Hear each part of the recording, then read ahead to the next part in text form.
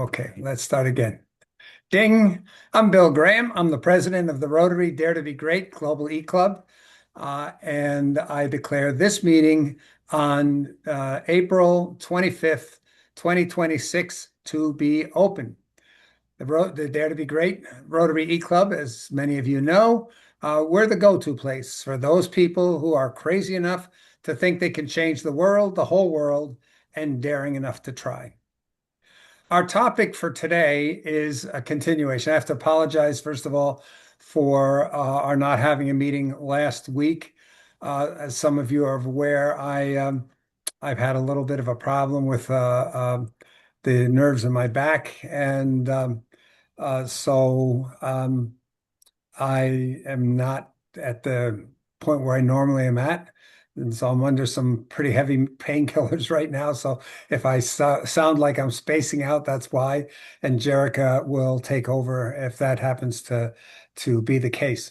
Okay. At any rate, the topic for today is a continuation of where we were 2 weeks ago. We had asked here what was the biggest thing, the thing that would be of the greatest benefit to the world if we could accomplish it.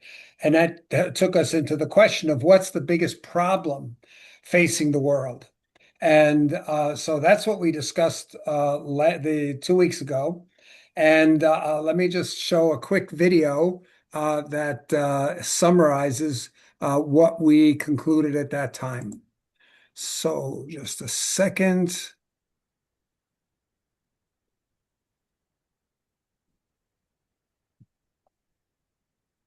Okay. Can everybody see my screen starting with 100M plus?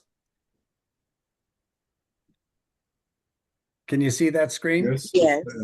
Okay, so let's get started. Uh,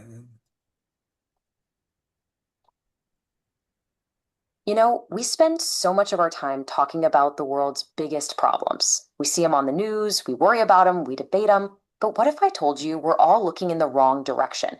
That we're so focused on the symptoms, we're completely missing the real disease. So let me just ask you straight up, take a second and really think about it. If you had to pick just one thing, the single biggest problem the world is facing right now, what would pop into your head? I'm going to go out on a limb and guess that a few big ones jumped right to the front of the line. They're what you might call the usual suspects when it comes to global crises. Okay, so let's run through them. You've got climate change, right? The threat of more global pandemics, the ongoing fight against poverty and hunger, all the wars and conflicts raging around the globe, the crazy speed of technological disruption, and of course, deep systemic inequality. And look, let's be absolutely clear. Every single one of these is a massive world-changing challenge, no question about it. But here's the twist. This is the whole point of what we're talking about today. What if all of those huge, scary problems are just symptoms? What if they're the smoke and we've been completely ignoring the fire? It feels like we're playing whack-a-mole, right? We smack one problem down and two more pop up because we're not dealing with the thing that's powering the whole game. So let's talk about that game. Let's pull back the curtain and look at the engine that's fueling all these other crises. What is the one thing that allows all these other problems to stick around and, in a lot of cases, actually get worse? And hey, don't just take my word for it. This quote from the UN Secretary General really hits the nail on the head. He's pointing to this trend of countries and people just turning away from each other, turning their backs on working together. This isn't just about politics. It's a retreat from the very idea that we can and should solve our shared problems together. So here it is, the problem behind the problems. It's this steady decline of people being actively engaged. Our biggest challenges aren't sticking around because they're impossible to solve. They're sticking around because not enough of us, not nearly enough of us, are truly actively and effectively engaged in trying to solve them. It's a crisis of participation. Okay, so if a lack of engagement is the ultimate problem, well, then building that engagement has to be the ultimate solution. And that leads us to this really powerful and honestly super hopeful idea, the most valuable project. The goal here isn't just to fix one thing. It's not just to solve climate change or end poverty. The real goal is to build an army of solvers, to mobilize an entire generation of people who aren't just worried about the world, but are aware. They're confident and they're ready to roll up their sleeves and get to work. And this isn't just wishful thinking. There's actually a pretty clear path to get there. Step one, we have to get real about the dangers we're facing and raise awareness. Step two, we have to build people's confidence and give them the skills to actually make a difference. Because let's be honest, you're not going to act if you feel hopeless. And then, step three, we unleash that new energy. We mobilize all those people into active engagement on a scale we've never seen before. And when we say a massive scale, we mean it. We're not talking about a few thousand dedicated activists here. No, the goal we should all be aiming for is to get hundreds of millions of people actively and effectively working to solve the world's problems. Just think about that number. So let's just imagine that for a minute. What would a world with hundreds of millions of active problem solvers actually look like? What does success on that level even mean? Well, it's really a tale of two futures. On one hand, you've got our world right now, where progress on huge things, like the UN's Sustainable Development Goals, has basically flatlined. But then you have a world engaged, a world where a huge chunk of the population is part of the solution. And in that world, achieving those goals, ending poverty, clean water, education for all, it stops being a dream and starts becoming a reality for everyone. And here's the thing, this isn't a job for someone else to figure out. It's not on some politician or some big organization. This is our challenge. It's the urgent task that's sitting right in front of all of us. So, I want to leave you not with a neat little answer, but with the most important question there is. The real project, the most valuable project, isn't about tackling any one issue. It's about lighting a fire of participation all over the globe. So, the question for you and for me is this: how do we make active engagement the world's next great cause? Okay, so that in a nutshell is what we had discussed in our last meeting. The idea that we need to get the whole world, more at any rate, a much, much larger share of the world engaged in actually doing something about the problems we're facing. We see here the polls show us things like climate change. They're a concern one day, and the next day they're not, because all people are doing is complaining about things. They're saying, "Oh, this isn't the way I want it," but they're not really doing anything about them in a way that holds promise that they can actually be successful. Now, the reasons for that we discussed a little bit. We talked about Craig Kielberg, or Kielberger, who was the founder of the We movement, that grew to about 3 million youth participants around the world, talking about why so few people get engaged. And he brought out the one problem is that people, if it's not their particular problem, they don't see it as that important. Oh, it's somebody else's problem. It's a problem over there. It's not my problem. Or the second thing is, well, what can I do about it? I'm just one little person here, or we're just a little group of people. What can we do about the major world problems that we're facing? Because let's face it, more and more of the problems are not the little local problem of, oh, well, we have a lot of garbage in our local park. We should clean it up. That's not the kind of real issues that are facing the world. Things like climate change, threat of nuclear war, the technology disruptions, all those things that were mentioned in the video. These are more the real problems, and most people say, I can't do anything about that, so why bother? I'm just going to put it out of my mind. So our challenge is, how do we get people to actively get engaged in these major problems that are facing the world? Because if we don't, the likelihood of our being able to solve them drastically declines. Now, it's very interesting here. I've also been doing studies on the decline of Rotary in most of the developed world. And one of the things that was interesting to find was prior to World War II, Rotary or life in general was mostly community based. the local industries, the local newspapers, the local banks were all locally owned. And everything in most people's lives were governed by what was happening in their community because there was not the mobility.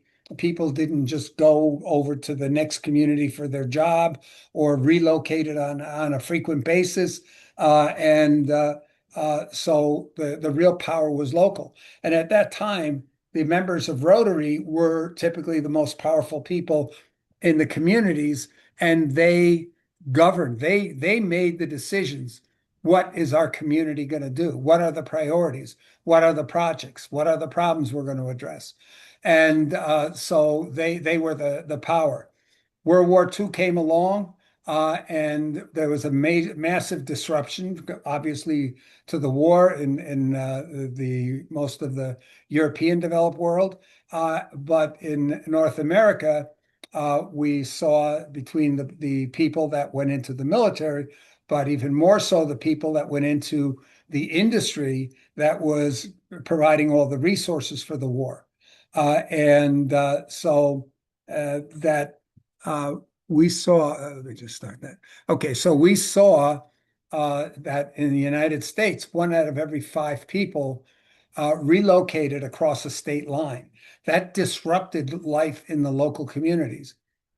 Then all those people that went into the industry went into mass production industry where efficiency and huge operations was the standard. And what that caused was all these people that were used to the scope of operations in a small community or in a local community were now getting used to dealing with much, much bigger problems. The war ended, and those people converted those industries they were in to peacetime goods for the most part. But now the question is, okay, we have a centralized production more and more, but our markets are everywhere. We need mobility. And it happened about the time when President Eisenhower, who had come back from the war in Europe and had seen the highway systems in Europe and said, we need that in America. And so the interstate highway system was built across America. Now, that enabled all those centralized industries now to get their goods out to all the markets. But it also meant, well, we need distribution operations and retail operations and things like this everywhere. And it caused a lot of new jobs to be created decentrally. And more people moved out to the suburbs and smaller communities to take on those jobs. We also had here communication explosion with the advent of television, which made it possible that all those people who were used to primarily knowing about what was happening in their community to now become more aware of everything that was happening in their country or their region or in the world. And finally, we had all of this centralization and large scale. It did two things. One is it created a demand for specialization. And so higher education, university, exploded, literally exploded. And this was enhanced in the United States by the GI Bill. So all those people returning from the European War, the Japanese War, and the Korean War to be able to go and get those education. But what happened is when people leave their community to get that higher education and that skill, and then look for jobs based on their skills, very few of those people went back to their communities. And of course, that was happening at the same time. All of those small industries scattered in all these communities and the retail outlets were typically replaced by branches of these big corporate entities. And the movers and shakers that had been driving everything in the communities, they now saw the opportunity. Hey, I can move up to something much bigger in the corporate world or in state or national politics or global business. And so they lost interest for the most part in what was happening in their community. And that was replaced by their becoming involved in world events or national events, primarily in the business side. Now, that resulted in clubs like Rotary saying, "Oh, okay, we're losing a lot of our local members. We want to do good, so we need to replace those." And they were typically replaced by uh, well-intentioned, kind-hearted people that just wanted to do good in their community. They wanted to help the less advantaged in their communities. They wanted to help in the case of disasters. They wanted to do things. They wanted to be actions. Whereas prior to World War II, Rotarians were not the doers, they were the decision makers. So their focus was on policy. Now, Rotary, after World War II, said, hey, we're going to be apolitical because we've got people that are down at the voting level, not the decision people. Prior to World War II, most of the decision makers in these communities where the real power was were above politics. They would go and say, what's the problem? Let's discuss the problem. Let's figure out what we're going to do about it. Let's do about it. Let's do something. And they would go and they would decide, okay, who are the people that are going to be on our town council, that are going to be the mayor, whatever. That was heavily decided or influenced by who these movers and shakers were. Uh, Not having that and not going into not having the policymakers anymore, and Rotary saying we're staying out of politics, caused Rotary to move more and more to addressing symptoms, because most of the real problems are related to policies, not the not necessarily just doing things, providing the help. And Rotary basically in the developed countries said, no, we're not gonna get involved with policy making and those kinds of political things.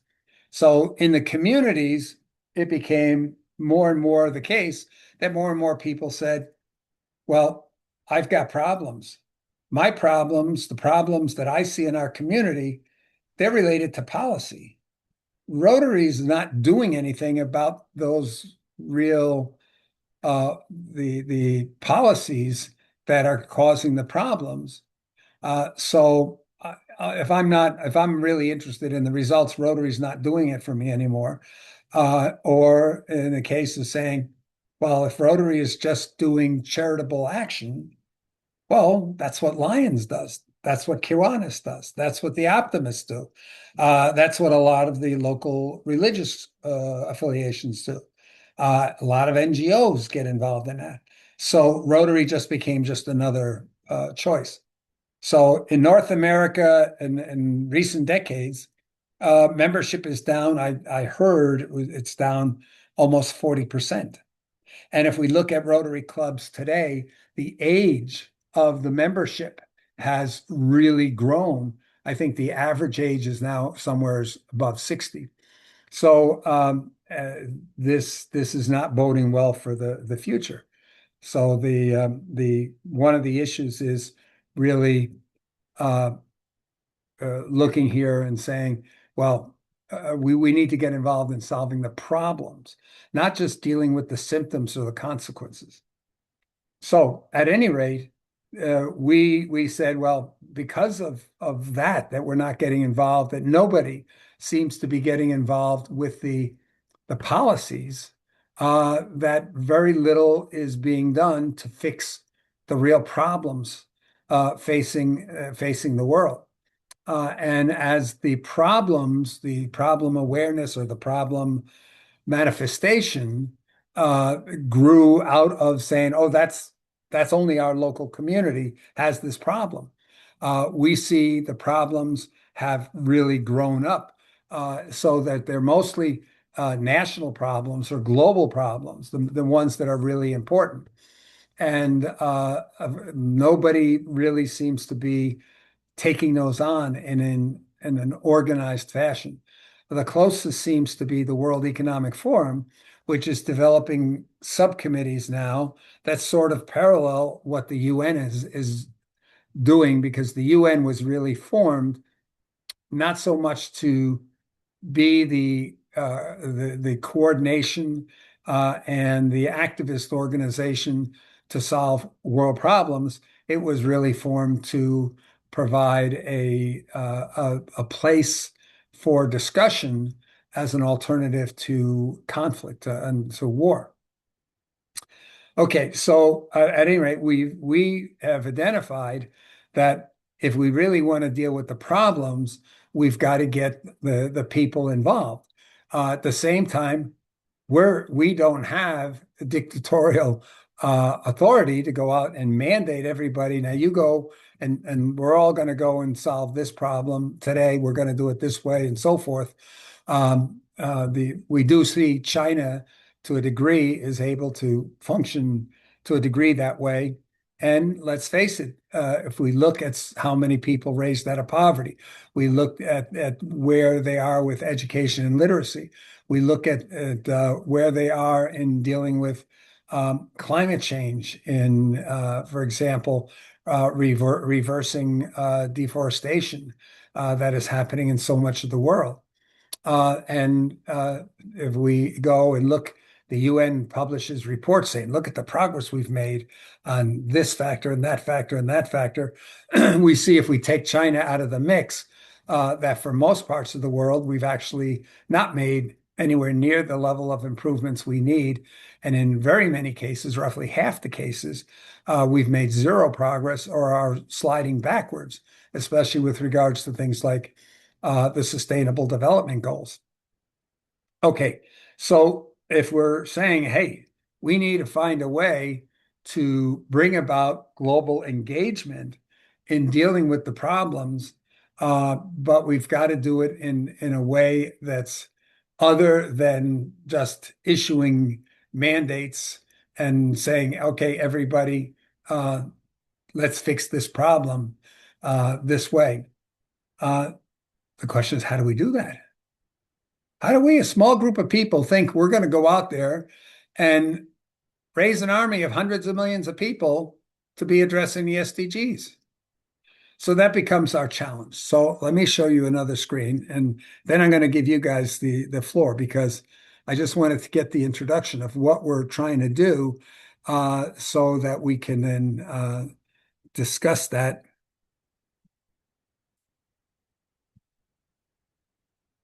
Okay. Okay. Everybody see my screen? It starts off with the Rotary Dare to Be Great Global eClub.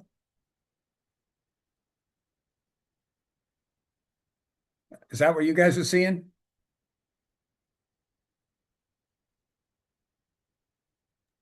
Yes. Okay. So uh, I'll just read these. The Rotary Dare to Be Great Global eClub has defined lack of widespread global engagement in addressing world problems to be the single biggest problem facing the world. In other words, if we could find a way to bring about near universal engagement in effectively addressing world problems, most of those problems would be able to be resolved. Okay, that basically is where we were last week. Okay, so our club, this is something a 14-year-old youth member said a number of years ago before COVID, uh, that if we want something to happen, and if we don't plan to cause it to happen, that's the definition of wishful thinking. So the challenge is for the club to develop a plan for bringing about widespread global engagement and addressing the problems that underlie the UN SDGs. Do we all agree with that? Yes. Okay. I think we need to go further. Okay, go ahead. Developing a plan in today's world isn't good enough. But there's another possibility. That's called create an executable solution framework.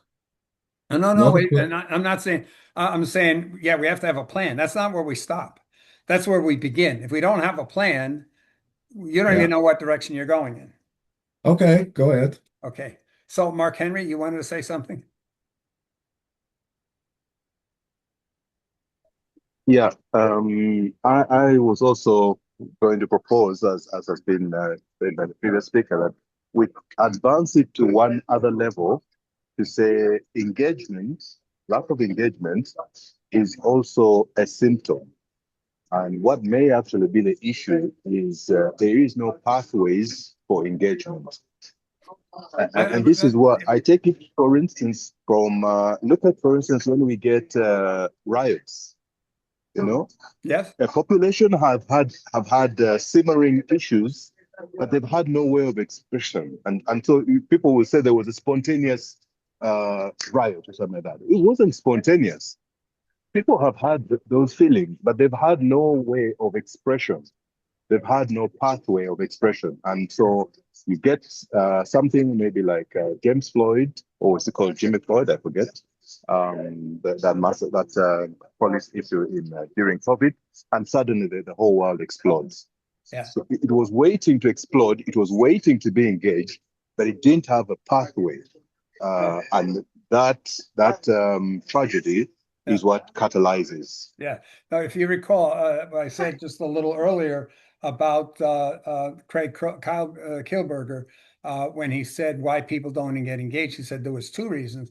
One reason is that they don't see it as their immediate problem, and the second reason is that they don't see a path to be able to do something about it.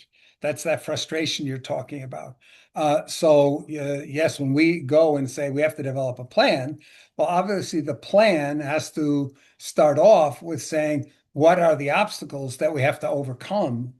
The plan has to include the steps to overcome the obstacles to being able to engage those large numbers, which include both making sure people are aware and feel the desire to achieve a goal and that they see a path, a viable or a path they believe is credible for being able to achieve the goal. Those are the two things. People don't act if they don't care about getting to another goal, and they don't act if they don't see a way, what direction to move to be able to achieve that goal.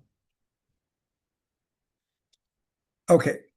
So we believe if we can find a way to get a significant share of the world population to participate in an activity for an extended time frame, for example, doing something daily for at least a month, and that activity resulted in a massively newsworthy, dramatic global achievement that benefited every participating community to a level that justified those communities formally honoring all those participants as global citizen heroes in a way that would make them and their entire families extremely proud, so proud of what they had accomplished that they'd be looking for other initiatives they could get involved in. It wouldn't only make the current participants so proud, but it would cause those that did not participate to be envious. That should be so envious, to be so envious of those that did participate, such that they'd be looking for an opportunity to participate in the next initiatives. In other words, uh, we need people to really feel uh, that we need to be able to get them doing something, and then be able to have them see that doing whatever that was accomplished a really great achievement, an achievement that would get everybody talking about them and getting everybody seeing them as heroes. And between the combination of pride and envy, getting even greater number of people wanting to participate in future such initiatives. So the challenge is we have to be able to find an initiative that would cause 400 to 500 million people to simultaneously participate in an extended activity that would continue for at least several weeks to a month, that would get a high percentage of the population of every country on the planet talking about it and participating in that initiative or in the support activities for that initiative, and have it become a media darling being reported on almost daily for the entire month. We need an initiative that would also achieve results, not just doing something, but achieve results that exceed almost anything done in the last 100 years, that would justify naming all of the participants heroes to a level that would generate that kind of pride we're talking about among the participants and their families, and envy among those that are not being honored because they didn't participate. Okay, so this is the crux here now of what we need to talk about. We need to talk about how what what initiatives could accomplish that. But first, I want to just ask: does everybody agree that if we're talking about getting the bulk of the world population engaged in doing things that really are making a real difference with regards to the problems facing the world, the problems underlying the SDGs, that it would have to include these characteristics. Do we all agree with that? Mark Henry? Yes, agreed. And actually, you took the words out of part of what I've been reflecting on as I was preparing for this meeting. Hello? Yes. Mark, we have difficulties, or I have at least difficulties understanding you because of the sound Again, quality. again, There's a bit again, of background noise. yes. Is this better? Wait, again, could you wait just a minute here? Let's Mark Henry, let him finish. Yeah, I would like to Mark Henry, understand you've got him. some noise in the background, or somewheres we're getting a Yes, lot of background there noise. there is some background noise. Let me move a little bit and tell me if this is clearer. Yeah, Is this clearer? that's clear now. Yes. Yes. Okay, yeah. I'm using a headset, which I don't usually use, Uh-huh. which could be part of the problem. Yeah, so I was thinking we've got to have the clarity of action, because we're getting over 100 million people. So it's got to be something that is so clear that people from diverse backgrounds, different level of understanding, and different cultures can all agree that this is the thing we're doing. Mhm. And the other thing I was seeing is then it's got to have a very low level of friction, very low barrier to entry. Yeah. Because we're cutting across cultures, continents, backgrounds, everything. So it's got to be low barrier of entry, and then it's got to be highly visible results. Yes. So that everybody can see, the way we say it, ending polio, and Yeah. we can just come and say, okay, the statistics are zero polio recorded. That is very simple. Yeah. Of course, polio is a much longer thing. Here we're looking at a shorter term, but those three were the kind of things I was reflecting on in preparing for the meeting, and you've really hinted at each of them. Mm-hmm. And you're pointing out polio. One of the things we have to realize is that if our goal is to mobilize the masses, our goal is less about achieving a solution to a particular problem. It's more about building that army of engaged people. So with Rotary, the problem is that the trail end of completing the solution is dragging out so long that too many people are in that, oh, it's not our problem anymore, or or it's no longer a major problem.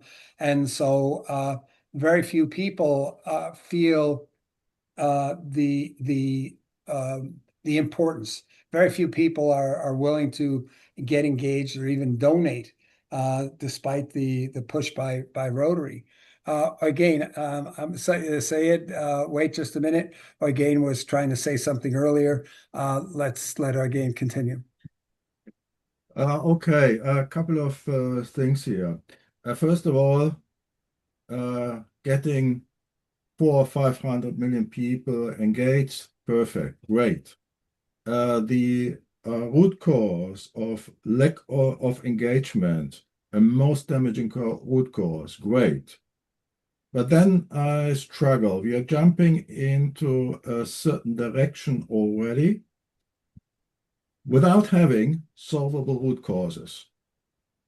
Yeah. Beneath this, why do people not engage? There are root causes, and with my experience, I would argue there are solvable root causes. So any step in moving forward, and this just based on experience with countless initiatives, is we first need to understand the most damaging root causes, the solutions that we can use, and then we can identify an executable solution framework. So we could start by asking, how can we get 400 to 500 million people to sustainably, simultaneously participate in something, and start then with what are the most damaging root causes standing in the way? What are the solutions thereof? What would be the sustainable or what would be the executable solution framework? And the good news is we're actually doing something like this right now, well advanced, where we have done exactly this. And we are now coming towards the framework. And we could do the same here. And the work involved in there for the team was just about 5 2-hour sessions.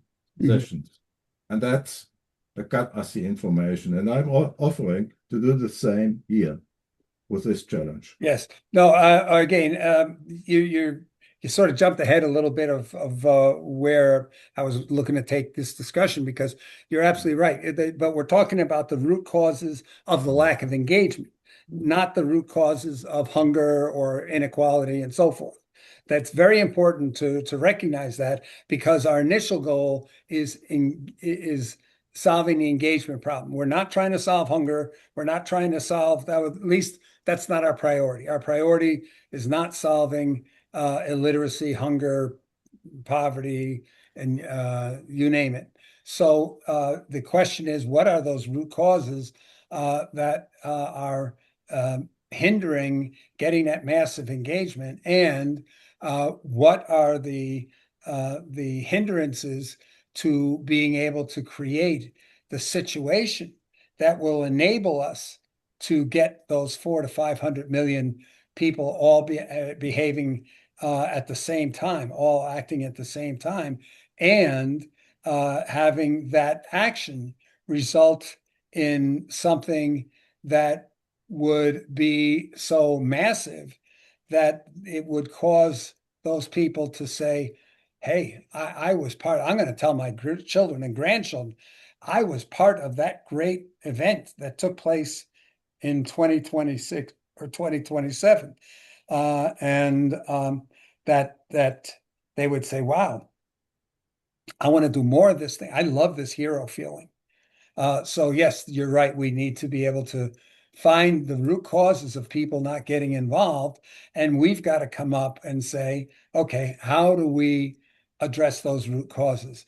A little bit we touched on them and saying that two of the root causes that we're aware of is people say, oh, the problem's not that bad, or it's not my problem in my backyard, or they say, well, hey, there's nothing we can do about it. What can we do about it? And then they look and see all these people that are trying, and then they look and say, but hey, it's not happening. We can take a look at the major problems that most governments in the developed world are facing today, and we can go back and look and say 30 years ago, were they that much different? Or, in fact, go back and say, wow, the situation's worse today than it was 30 years ago. So, yes, but it's about going and looking at those root causes. Syed, you were next, and I asked you to wait a minute. Do you want to go ahead? Hi, Bill. Hi. I was just saying that in today's world and modern world, it's very easy to engage any community and any sort of people with social media. We can create a great content for the cause we are working for, and we can engage people while with the social media, with Facebook, LinkedIn, TikTok, Instagram. And once people get involved with our content and feel value in our content, they will definitely come with us. And we can also go for some subscriptions and members and newsletters and such like things. And with help of AI, these things are very easy these days and can be created in very little time as compared to the before. We're definitely going to look into how do we utilize all methods of communication and so forth. But I just want to put out a warning. We see things like even Friday for Futures, Greta Thunberg, her initiative. We see so many of these initiatives. They get a lot of followers.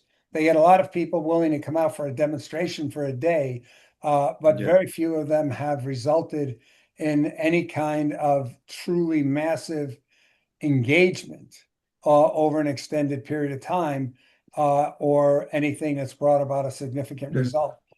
Do they play a role? Absolutely, yes. But I think we have to be very careful about not overestimating the ability, because we've got the first challenge. We got to get people to even agree that there's to whatever that activity that we're going to call for, that they everybody has to agree, yes, that's important enough that I'm willing to get actively engaged in it. So that's a Y- challenge on its Yeah, own. I want to add something. You are very right that it is like that. Like I am in Karachi and it's a coastal city in Pakistan, and we have very good coastline, but very polluted. And 2, 3 years ago, me and my wife planned an activity to clean the beach on some Sunday, and we posted on Facebook, and we got some people, and also got a sponsor, and we did the cleaning drive on the ocean beach.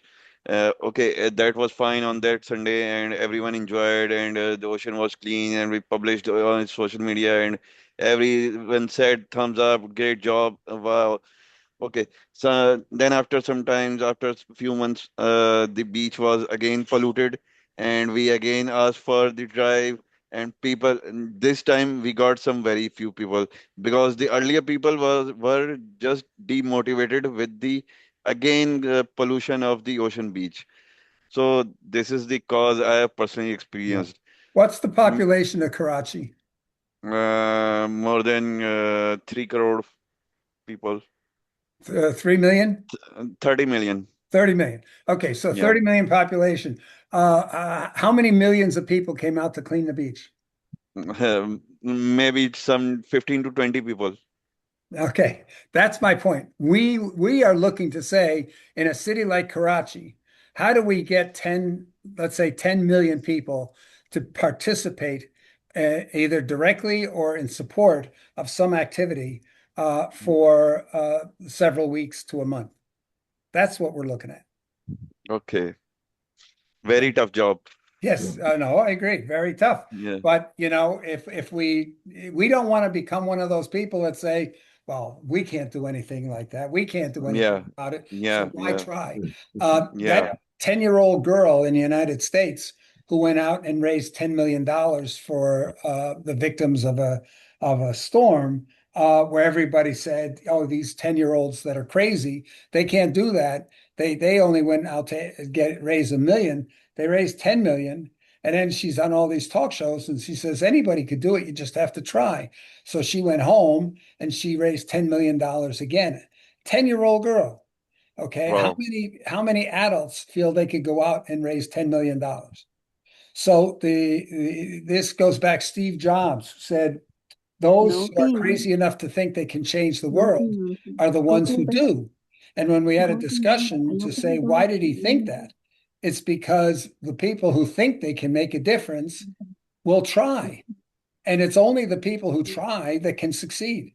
So the whole thing here is that we have to look at it and say, hey, this is what we need. So we've got to try to see if we can come up with a solution. Uh, uh, Deanna. Sorry, I'm talking to my dog. Okay. Yeah. I didn't realize that my mic was open. But yeah, I wanted to say that I believe, and what I keep seeing every time that I hear you speak, is just make a viral video with artists from all over the world that invite the world to be on the same side, because we all want the same things. It's just that we think that we are divided because that's the program that has been put in our minds. And I think that we all want the same things. Doesn't matter where we're coming from. Like people that support war think that war is the solution, and so on with everything. So if we can all agree to be on the same side, and I already wrote a song base for that, is make a viral video where we can see the world united, and we create not only an initiative but a legacy movement where we just reprogram the mind to see that we are all part of the solution and not part of the problem. No, I think And I don't know if we'll get to it today, but you'll see among our projects, one of the projects is about creating a song, if you would, a fight song for the engaged masses to have a meaningful impact on the world. But uh, we have to look back at the "We Are the World" song from 1985 where everybody points out, oh, that was such a great tool for bringing the world together, raised billions of dollars. But what lasting effects do we have to see from it? They're not there. So, but it's a step. I think, It's a step along the way. yeah, so I think that there's something that it's missing, and it is, I would say, like the Olympics, like the Olympic Games.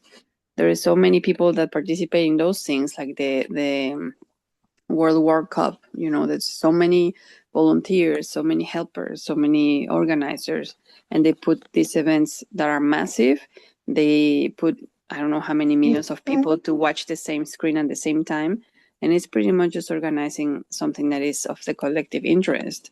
And I think that if these people that are putting the action can also be paid, that is a bigger incentive than just doing something for the sake of good, but also being paid for it. And it should not only be something that is volunteered, but something that is incentivized, that would help people engage even more. Be careful, because when you talk about, look at how many people are engaged, and the Eurovision Song Contest is perhaps the ultimate. It has more viewers than the World Cup. So yeah, we have huge numbers of the hundreds of millions of viewers to these things, but the number of volunteers and participants are probably in the hundreds of thousands, maybe when we take a look around the whole world and looking at all the lead up events. But in reality, that is such a tiny share that it can bring about an event, but it's not bringing about the results of, for example, solving world problems. I agree here, the song and some of the other initiatives that we're looking at can bring about increasing awareness. We definitely just imagine here if we had, we have TV shows like America's Got Talent or Dancing with the Stars and these kinds of shows that are watched by literally tens and hundreds of millions of people around the world. And that can create awareness for what's going on in the show. And if the show was about presenting solutions to world problems, and so people rate what's the solution that they like the best, or which solution is having the biggest impact, we can definitely do a lot to create awareness. But it's not the people that we don't want to. We need to engage the people that are going to be in the support side along the way. But in the end of the day, it's the everyday population that we're looking to engage. Yes, again. Yeah, when I read through the text, I see there, I understand it that people are expected, or that there's a need to people engage for a number of weeks actively, be it Yes. one day a week. Well, I'd like to invite everyone to think about this question, and that is there perhaps an easier way, a much easier way to achieve what we want without the need to get to be active one day a week? One day a week. I'm not talking about one day a week. I'm talking about It's every just an day. example. It's just an example. Yeah. Yeah. So, in other words, is there something that's actually in the interest of 400 or 500 million people that we could tap into and create a group pressure through which the decision makers, the experts, need to act accordingly? I think here the question is the ideal, because we're looking to say, how do we get the masses of the world population to become actively engaged? Then getting 400 to 500 million is just a start off point, a point of departure to us wanting to get 3 to 4 billion people Yeah, actively okay, engaged, okay.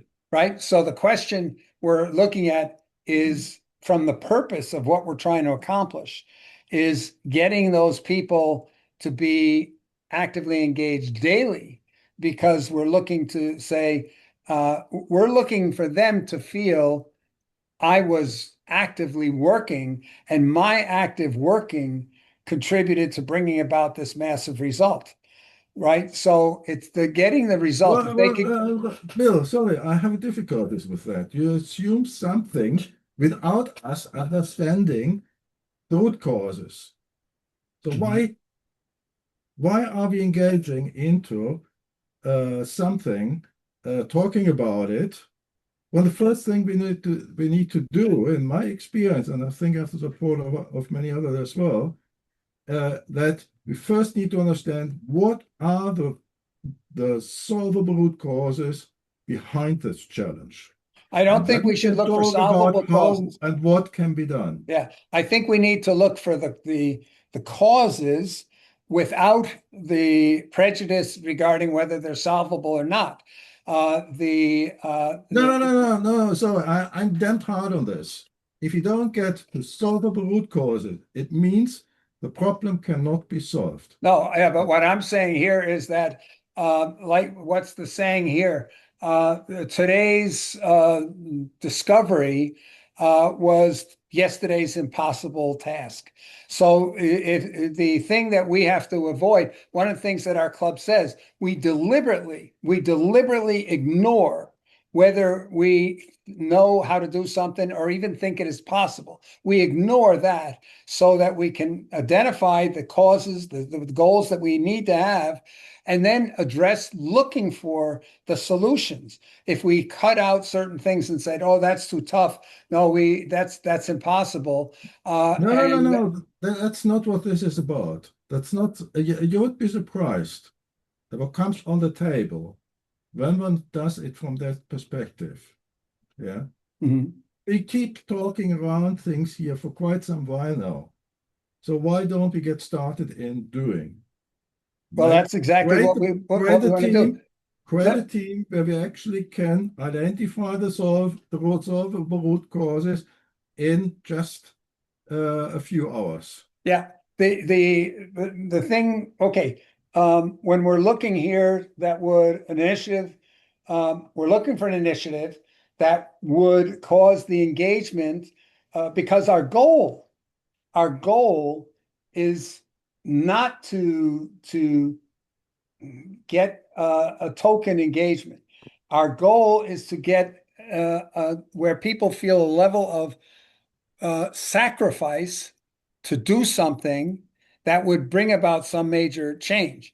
If the change comes about without them having felt they made a significant effort, then they don't have that sense that I need to do more of that kind of thing. And the end of the day, if we're saying, hey, we need to get the masses to be more engaged. And when we say more engaged, what does that mean? Maybe it's just in going and saying, I'm going to fight more for the leadership, the politics that is going to bring about leadership related to solving the problems more than voting for other reasons. I don't even want to get into what the solution of the problems might be. I want to get to the commitment of people to say a major priority in my life is participating in solving the world's problems. That's the goal we're looking at. And Bill, I think it didn't get to elaborate maybe even on our engagement with mass media and entertainment, perhaps how that could be extremely impactful due to reach of communications across platforms. Yeah, let me go to okay, where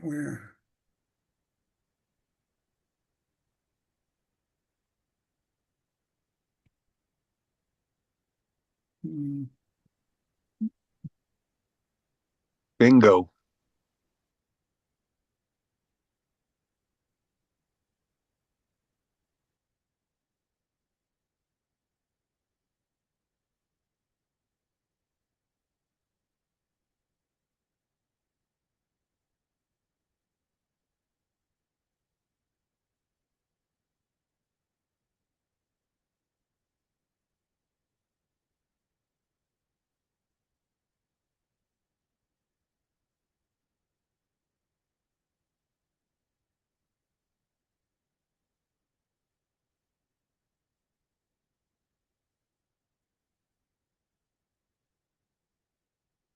okay, I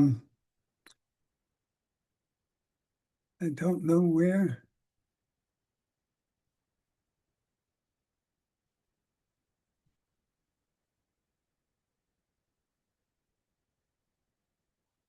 There we go. Okay, so when we take a look here at what did AI say relative to that challenge that I just showed you guys? It basically said, hey, you're not looking for another project. You're looking for a behavioral ignition event, something that converts hundreds of millions of passive observers into active contributors at the same time, creates visible global momentum, and produces a result so large that it rewires expectations about what humanity can do together. This immediately rules out most traditional service modules. It has to be daily, simple, repeatably, locally meaningful, but globally aggregatable. It has to have a low barrier, works in the poorest village and the richest city. It has to be measurable in real time, and it has to be emotionally rewarding and socially visible. So it then presented three paths. But do we agree to these different things if our goal is we're trying to recruit an army. We're not trying to, the activity is immaterial. If we could get them to say, okay, we want you to pat on the top of your head for 8 hours a day for 30 days, and we got all these people to do that. That's the kind of thing we're talking about. We're not talking about solving a problem. The only problem is patting yourself on the head for all of this. That just might increase the demand for baldness products. I don't know. But the key thing we're looking at is we want to recruit an army. The first stage is to get people to do something that's going to make them extremely proud and make the people who didn't participate envious of those people that are proud because what they did has gained them the respect of the bulk of the people wherever they might live in the world. Does that make sense? Oh, wait a minute. You guys aren't seeing what's on my, you're not just seeing have to what's on say my something. screen. I didn't. I mentioned it before. I suggested that instead of envy, because that's a very low vibration frequency, you change it for inspiration or something else, because envy is rooted in fear of not being part of something. Instead of envy, should be inspiration. Yes, I think here But when we take a look and say, which are the strongest uh, um, motivational factors, if you would, or active pushing, and we say we don't want to do fear, but we know fear is one of the things that cause people to act more than almost anything else. If it's too much fear, it causes them to freeze and not to act at all. But a certain degree of fear is perhaps the most strongest motivator. Envy is an extremely strong motivator. So we may think that disagrees with our ethical view of the world. But right now, we're not being the ethicists. We're trying to be the people who figure out how do we achieve a result. But let me get back to sharing that world. In the meantime, go ahead, again. Yeah, if you would share what you just read out from. Yes, that's what I want to put up on the screen here. Yeah.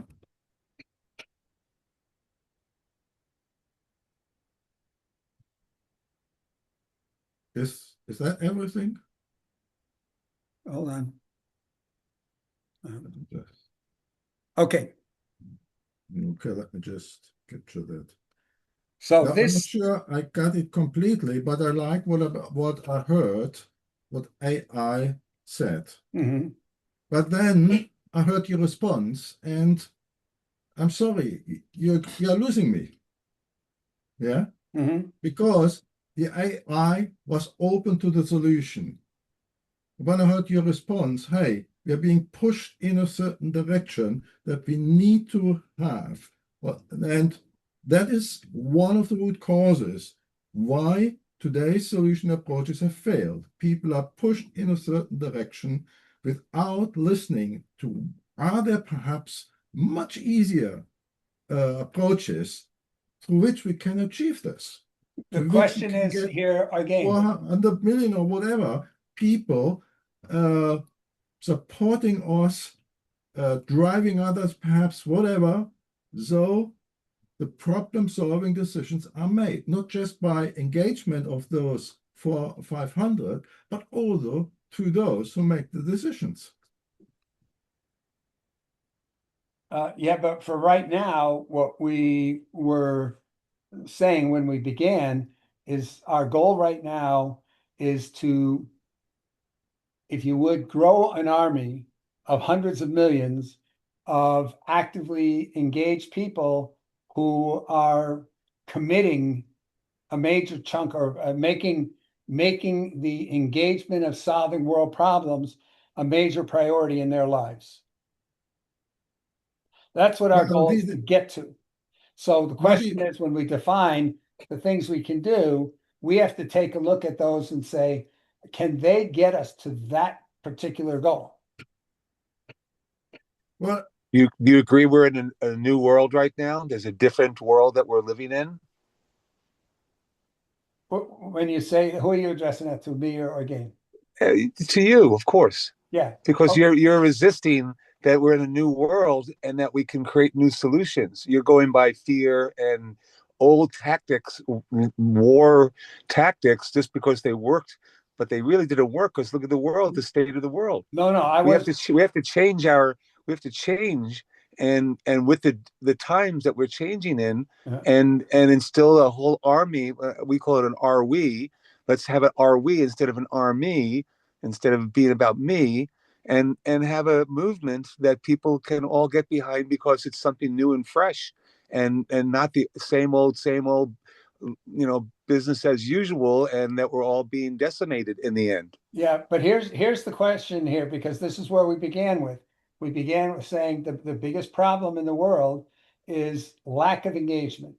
Okay, and we're saying here that it's not in any particular place. We see literally taking place all around the world is a reduction of engagement, a reduction in multilateralism, if you would, in the commitment. We see movements such as the Fridays for Future movement of Greta Thunberg is dramatically failing.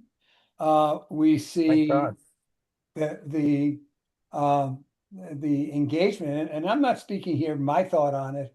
I'm speaking at what a lot of young people have told me about what their classmates in their school think of these movements anymore. So yes, I agree with you. And hey, if we can see a path, if we can see alternative ways to get people, eventually a majority of the world population, to be ready to make action in solving world problems to be a major priority in their lives. Because if they're not, if they're only saying, I agree with what somebody says, I agree with what somebody's doing, but not to the point that I'm going to go and make a sacrifice. I'm maybe willing to go out there and march in a parade of protest or a demonstration. But for me to go and say, hey, I'm going to do something here for commit a certain percentage of my daily life to addressing causes, uh, where do we see that? And how do we bring that about? If we're thinking, oh, we don't need to bring that about, if we can figure out how to go and get some benevolent dictators to take over the world, maybe that's a better solution to solving world problems. But if we're saying no, we need to collectively care about the problems facing our world and collectively be willing to make some sacrifices to contribute to addressing those problems. That's what we're trying to get to. And without that, right now, it doesn't look like there is uh, a credible path, a path that people believe is going to result in the changes. The polls show us people, for example, are afraid of AI. It shows the great majority of people. It shows us that a very significant share of the people say that the energy requirements of AI are disastrous for the world. And that's one reason to be against it. Um, so, but the thing about it is, well, gee, I don't know how to stop that. So people are willing to state their opinions in a poll. They're maybe willing to go and march in a demonstration, but the question is that bringing anything about? I recall in several decades ago now, there was when Greta Thunberg was just getting started, there were huge demonstrations around the world. And in New York, I forget how many hundreds of thousands of people marched about the climate issues. But what actions did that result in? And did it result in any measurable actions? Uh, if all those things were to have worked, why do we see the global situation on so many of these issues getting worse and worse? Why do we see the poverty issue in the United States of America uh, really growing like crazy? I mean, literally, if we go in 2001, there were 4 states in the United States where more than 50% of the public school children were categorized as needy and therefore qualifying for a free or subsidized lunch. 50% of the kids in 4 states fell into that category. By 2011, that number had quadrupled. We had 17 states with more than 50% of the kids qualifying for free or subsidized lunch. By 2014, it was 22 states. I understand it's something like 30 something states now where more than 50% of the children qualify for free or subsidized lunches.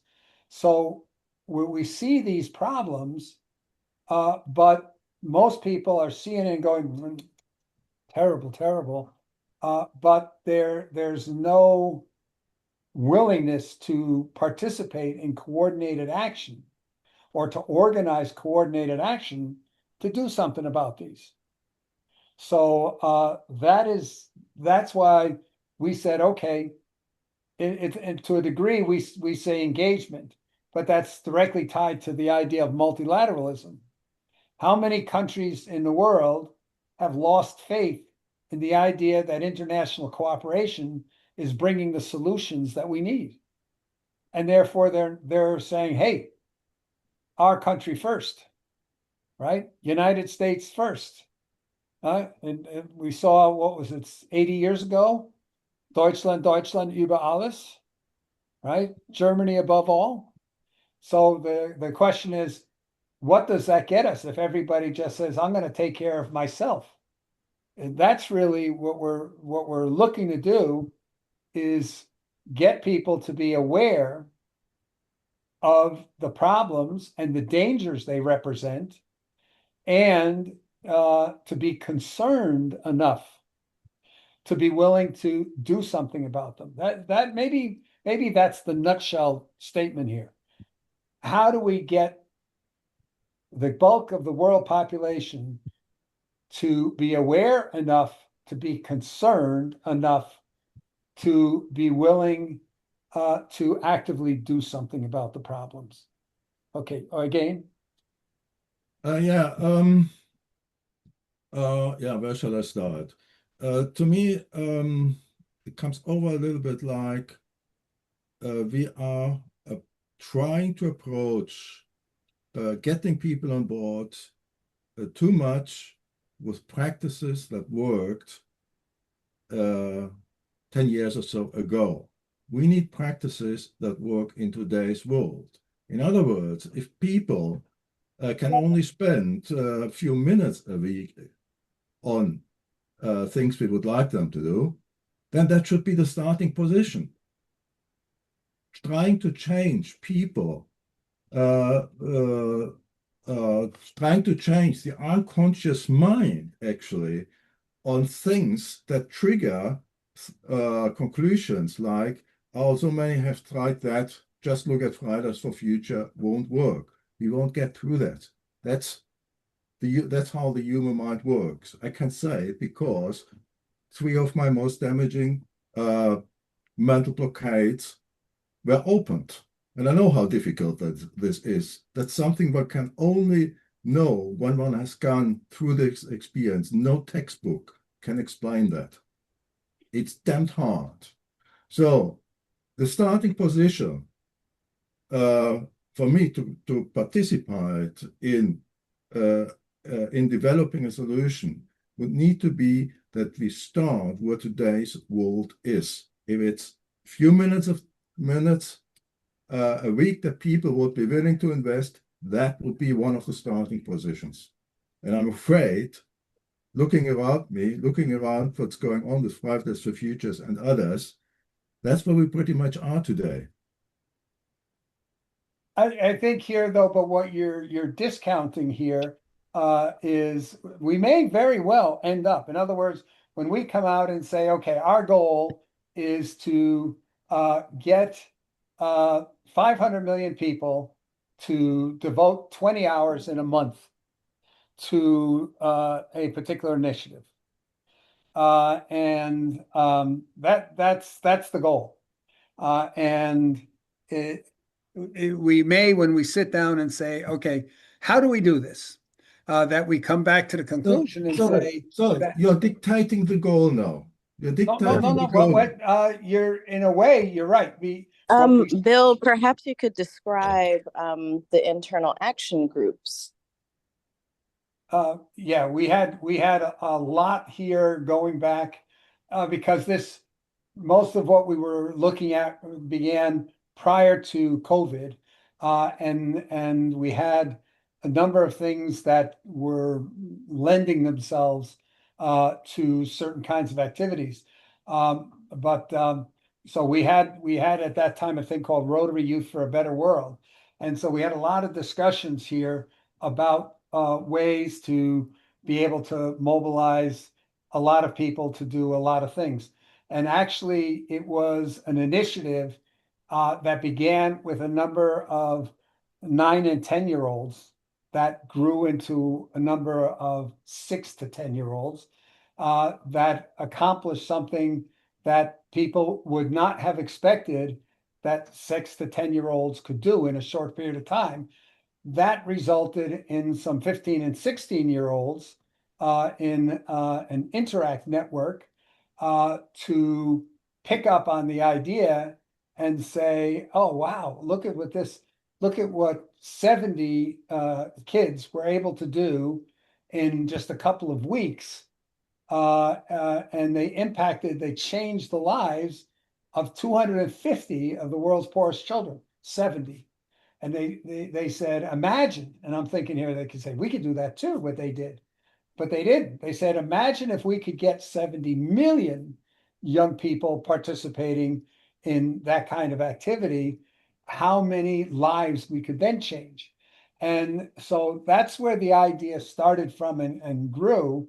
And then through a lot of discussions from that, grew into the idea that, hey, we could mobilize literally hundreds of millions. So these young people actually made a couple of videos where they said, hey, how can we mobilize several hundred young people to do something, and mobilize the adults in their communities to take an active role in encouraging and supporting those young people in doing this. And that was the growth. It began in 2018 and 2019, was supposed to kick off in 2020. And then COVID came along. And because that initiative was actually aimed at doing things in the schools. Because if you want to get hundreds of millions of people to be doing something at the same time, the communication vehicles and the vehicles to reach and influence adults is too fragmented to be able to actually have that kind of an impact. So the goal was to reach out to through young people through the schools, and we talked to some ministers of education and some leaders in those areas. At the time, I was the vice chair of the NGO Committee for Education, Learning, and Literacy at the United Nations, and we saw the ability or the possibility to have the United Nations and UNESCO, and through them, the ministers of education of 150 countries, mostly all on board, to push here to get every young person in all schools around the world to do something at once, and then build up that sense of pride and so forth. So, and I'll describe that. I didn't want to get into the description of that until we agreed that our goal is it's not to do the thing that we're talking about. Our goal is to get hundreds of millions of people wanting to be more actively engaged in all kinds of problem solutions. That's our goal, because that's what we need. We need those hundreds of millions of people taking a more active role in everything. I'll give another example. In India, there's a province or a district called Nadia district, has a population of about 6 million people. Open defecation is a major problem in India, and it causes the death of approximately 600,000 children under the age of 5 die every year as a consequence of the open defecation problem. India has been trying ever since they got their independence in the 1940s, has been trying to combat this open defecation, which is partially cultural, and without really any success. Prime Minister Modi has made this a cornerstone of his leadership in a project called Swachh Bharat. And I may be mispronouncing that, but it's cleaning up India, which a major part of that has to do with water, sanitation, and so forth. So at any rate, this new district magistrate came into Nadia district And he noticed that there's a population of 6 million people there, and roughly 40% of the population was practicing open defecation. And as a result, the majority of all children in that district are stunted because of the airborne diseases that are being carried by insects and everything from the results of the open defecation. So he decided, hey, we're going to do something about it.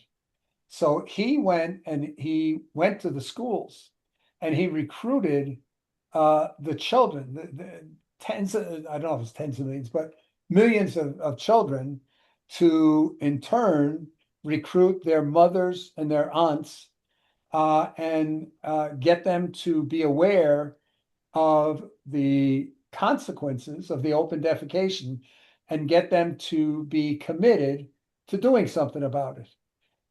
So those women went out and started building toilets. And in 1 year, they got to where they were building 1,000 toilets a day across this district. And over 350,000 toilets were built in just 1 year. And that same year, those kids went in their villages, put up blackboards or slates or a big rock or whatever somewhere in the center of the town. And they wrote on that the names of anybody in the community who was seen defecating in the open. And they got the temple leaders to forbid access to the temples of anybody whose name was on the list. Now, I'm sure there was a lot of abuse and people put names of people they just didn't like on the list or whatever. But the bottom line is that it reduced open defecation, those two measures, providing the toilets. But even before then, when they had provided toilets, people wouldn't use them because the culture said toilets get reused, therefore they're not clean. And therefore, going on an open field, it's always clean. So they had to address both the culture, but the opportunity. They had to address both at once. The bottom line is that in 1 year, just 1 year, open defecation was reduced from 40% to less than 1%. And in 2013, that magistrate was honored by the United Nations for being the first district in India to be declared open defecation free. So we see that things are doable that could not be done. That they were trying for 70, 80 years.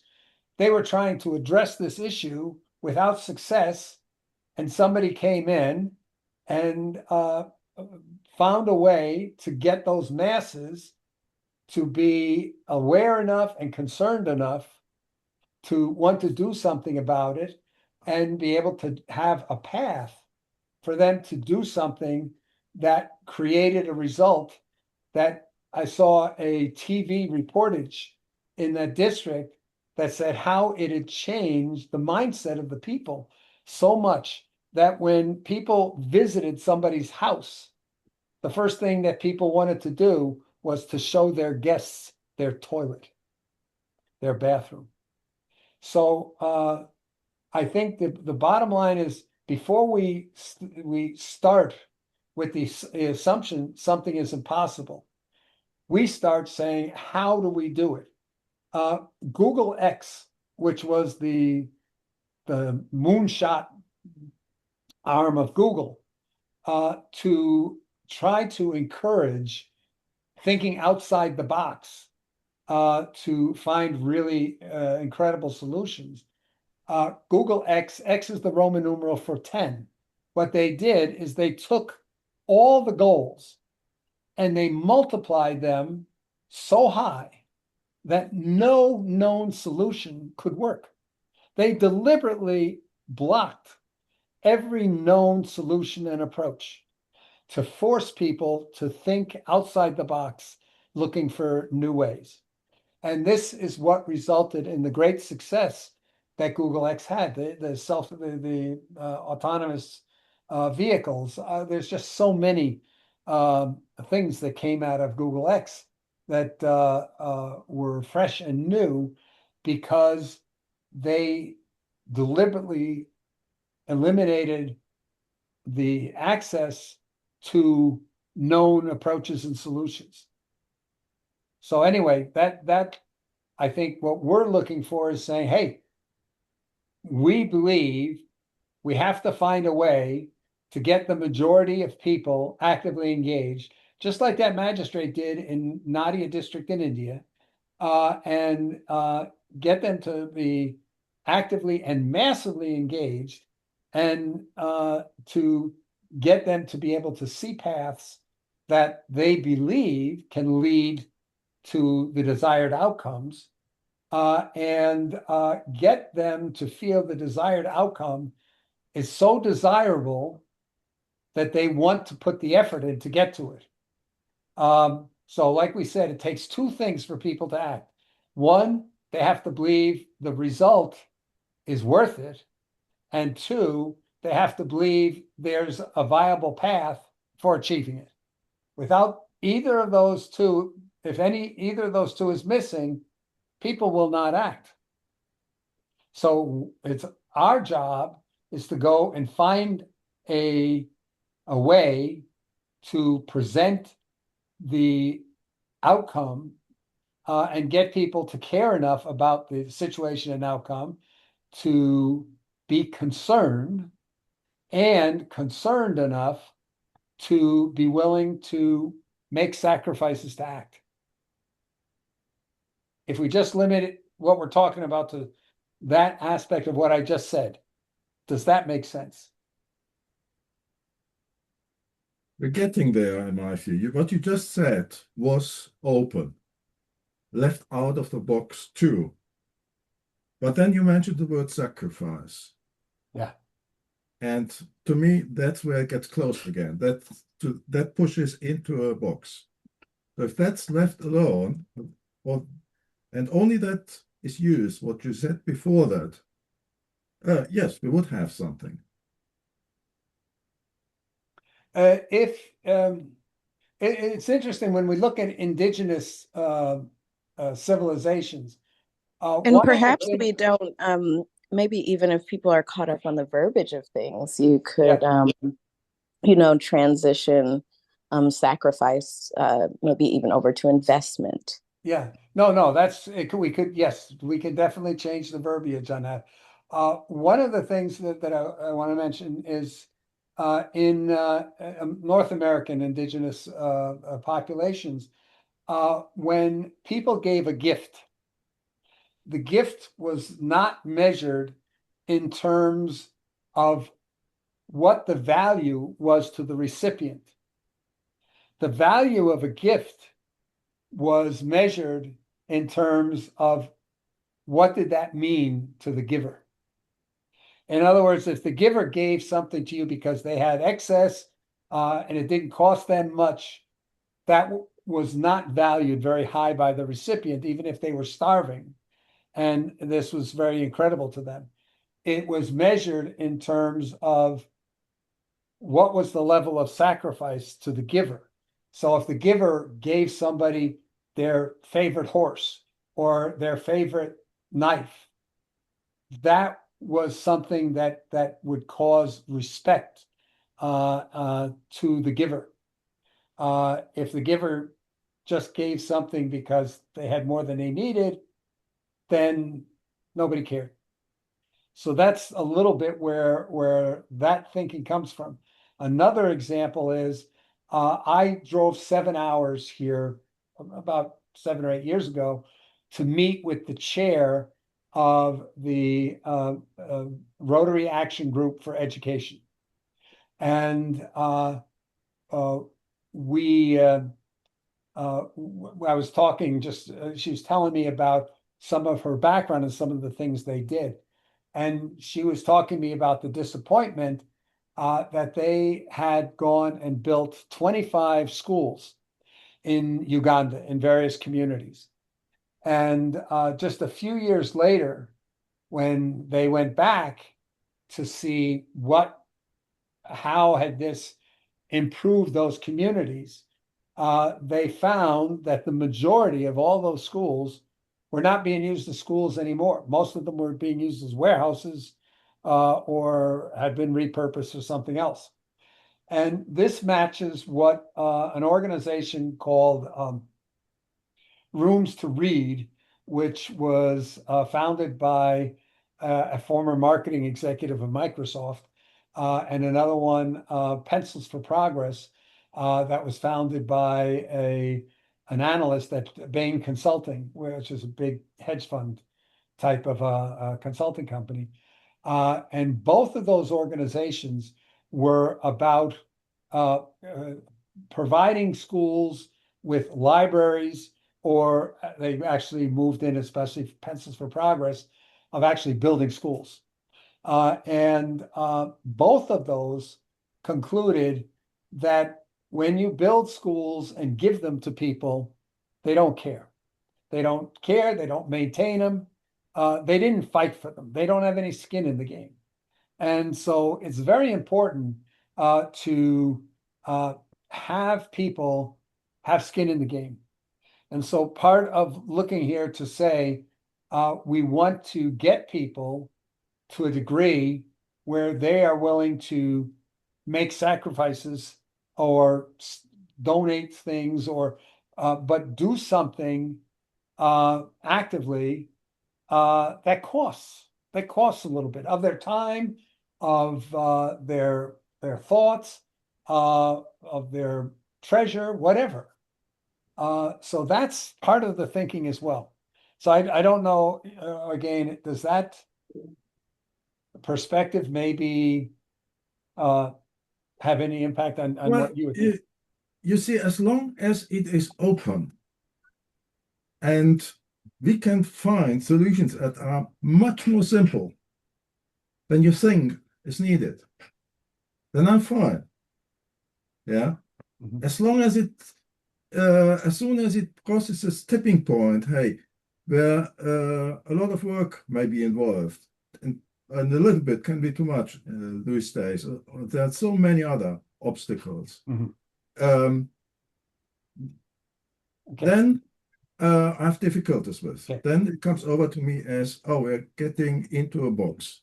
Okay. But as long as we leave it open and have the possibility of finding something very unexpected that does the trick at the fraction of the effort involved.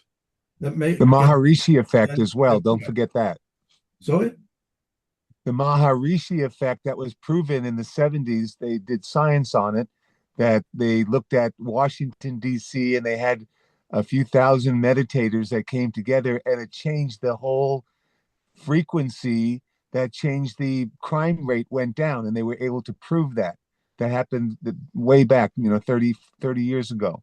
So it's keeping in mind that we're powerful and that we can affect bigger changes that can cascade outward if we have a maintained a program that will continue to propagate that.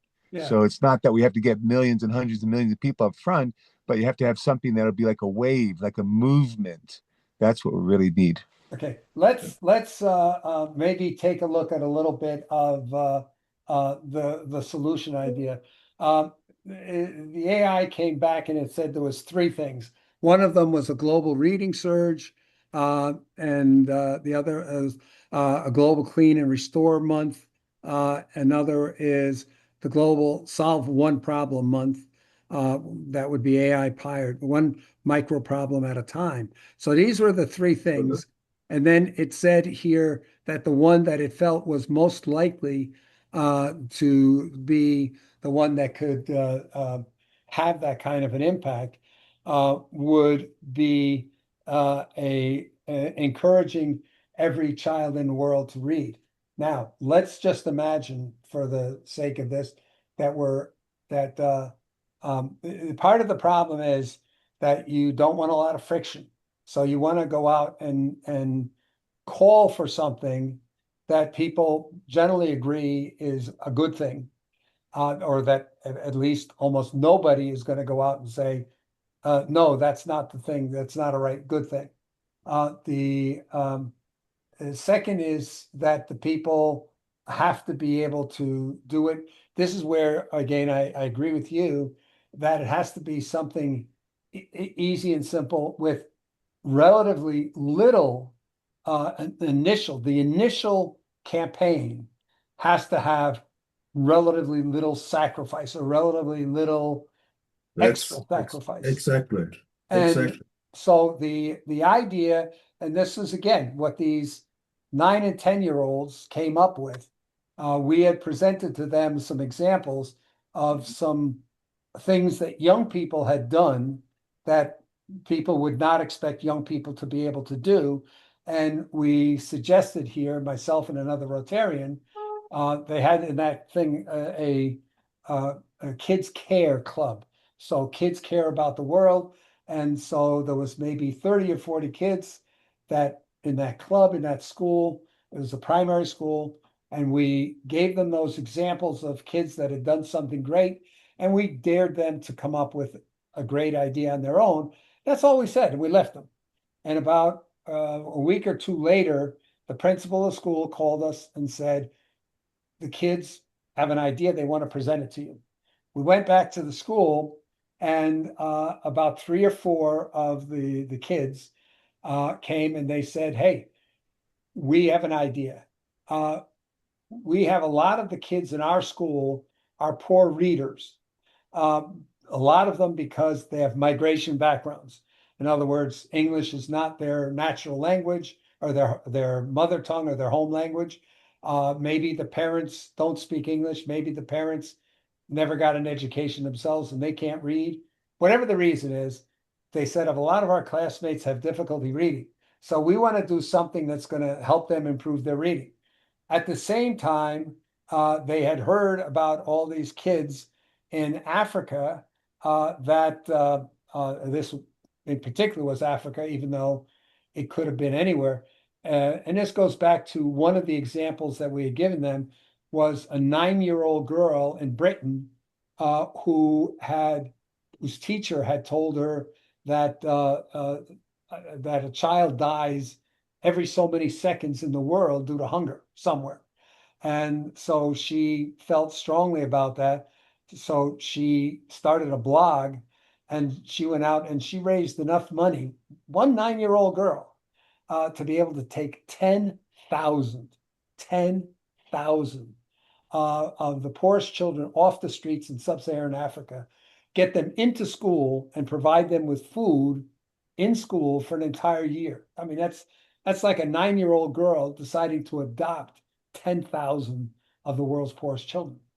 And so that's maybe where they got the inspiration about the food. So that they said, okay, but we want to do something to enable more of those poorest children to be able to attend school and have food and also be able to learn to read. So that was their idea. And so they said, oh, we're going to do a readathon. We're going to go out and get neighbors and relatives to pledge small donations for any hour, for every hour that we will read during a 2-week period. And they got 60 classmates together and no, 70 classmates together.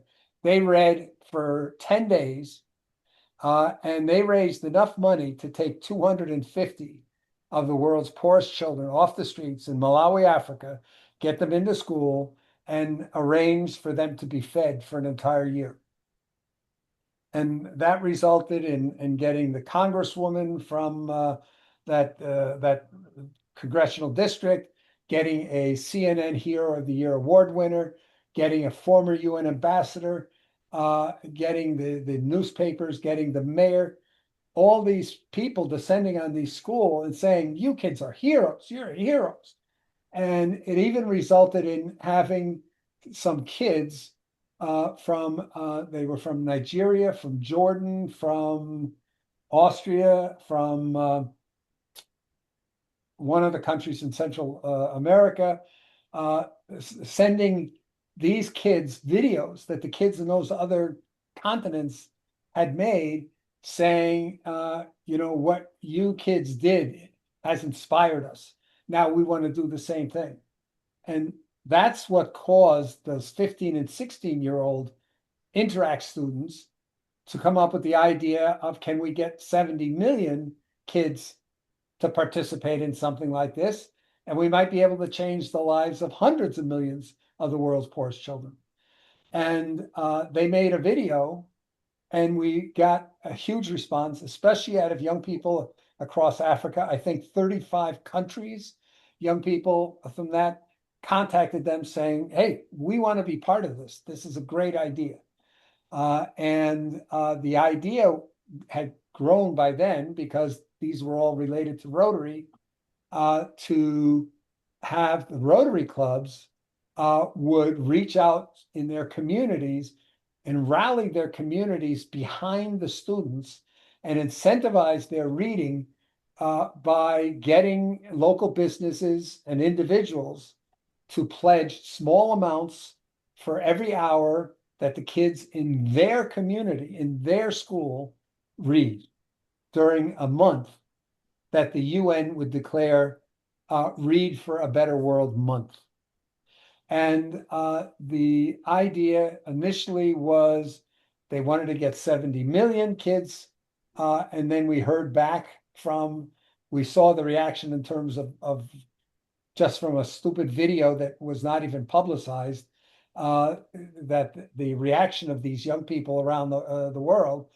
And then we got some feedback from some people involved in education, including the Minister of Education of a populous country, when we asked how many students that we might expect to participate in their country.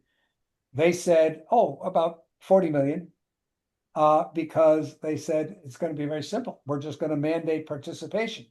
That their position was, we're always looking for ways to encourage people to read. And this gives us a great excuse to encourage the young people to read.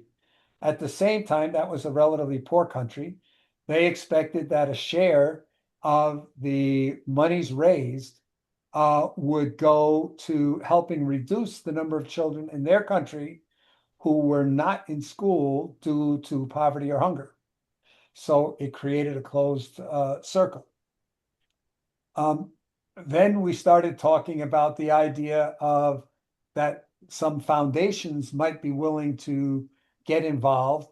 And actually, in the meantime, we've seen opportunities where we believe we could get matching pledges for the funds raised by all the local Rotary clubs around the world, and Lions clubs, over 100,000 locations, that up to maybe as much as 4 or 5 billion with a B dollars, which would enable in a single year to reduce the number of children not in school due to poverty or hunger by tens of millions in that kind of a short time frame. Now, a couple of things were recognized on that is if we succeeded in getting all the schools to participate. In other words, part of the plan is that those ministers of education, with a very strong chance, at least 150 that are participating in the UNESCO initiative, that if they either mandated or at least called for all of their schools to participate, excuse me.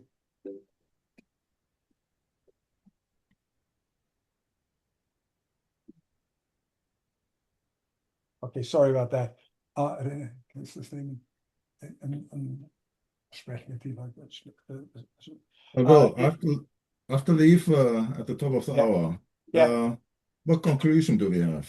Okay, so the thing here, AI went through these. It recommended a global reading surge. Now, this is independent of. I didn't tell them anything about the reading thing, but they came out and said the reason why this is the best chance of getting that large number of hundreds of millions, even though they're not even figuring 50% of young people to participate, I didn't include anything about the Rotary clubs, which should be able to get a large percentage of the business and adult population in their communities to be actively supporting, maybe doing um, um, some kind of a campaign, a demonstration day, celebrating the participation of their students or encouraging it, funds and getting the funds raised.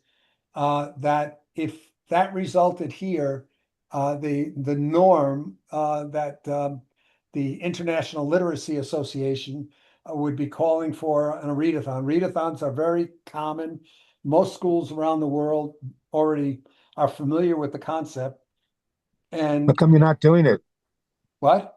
How come you're not doing it? Well, a lot of them are, but typically the United Way, for example, in America, actually implemented on there's a literacy day or something like that in March, and they actually made a campaign where they would go in, encourage school students to read, but it was just for that one day.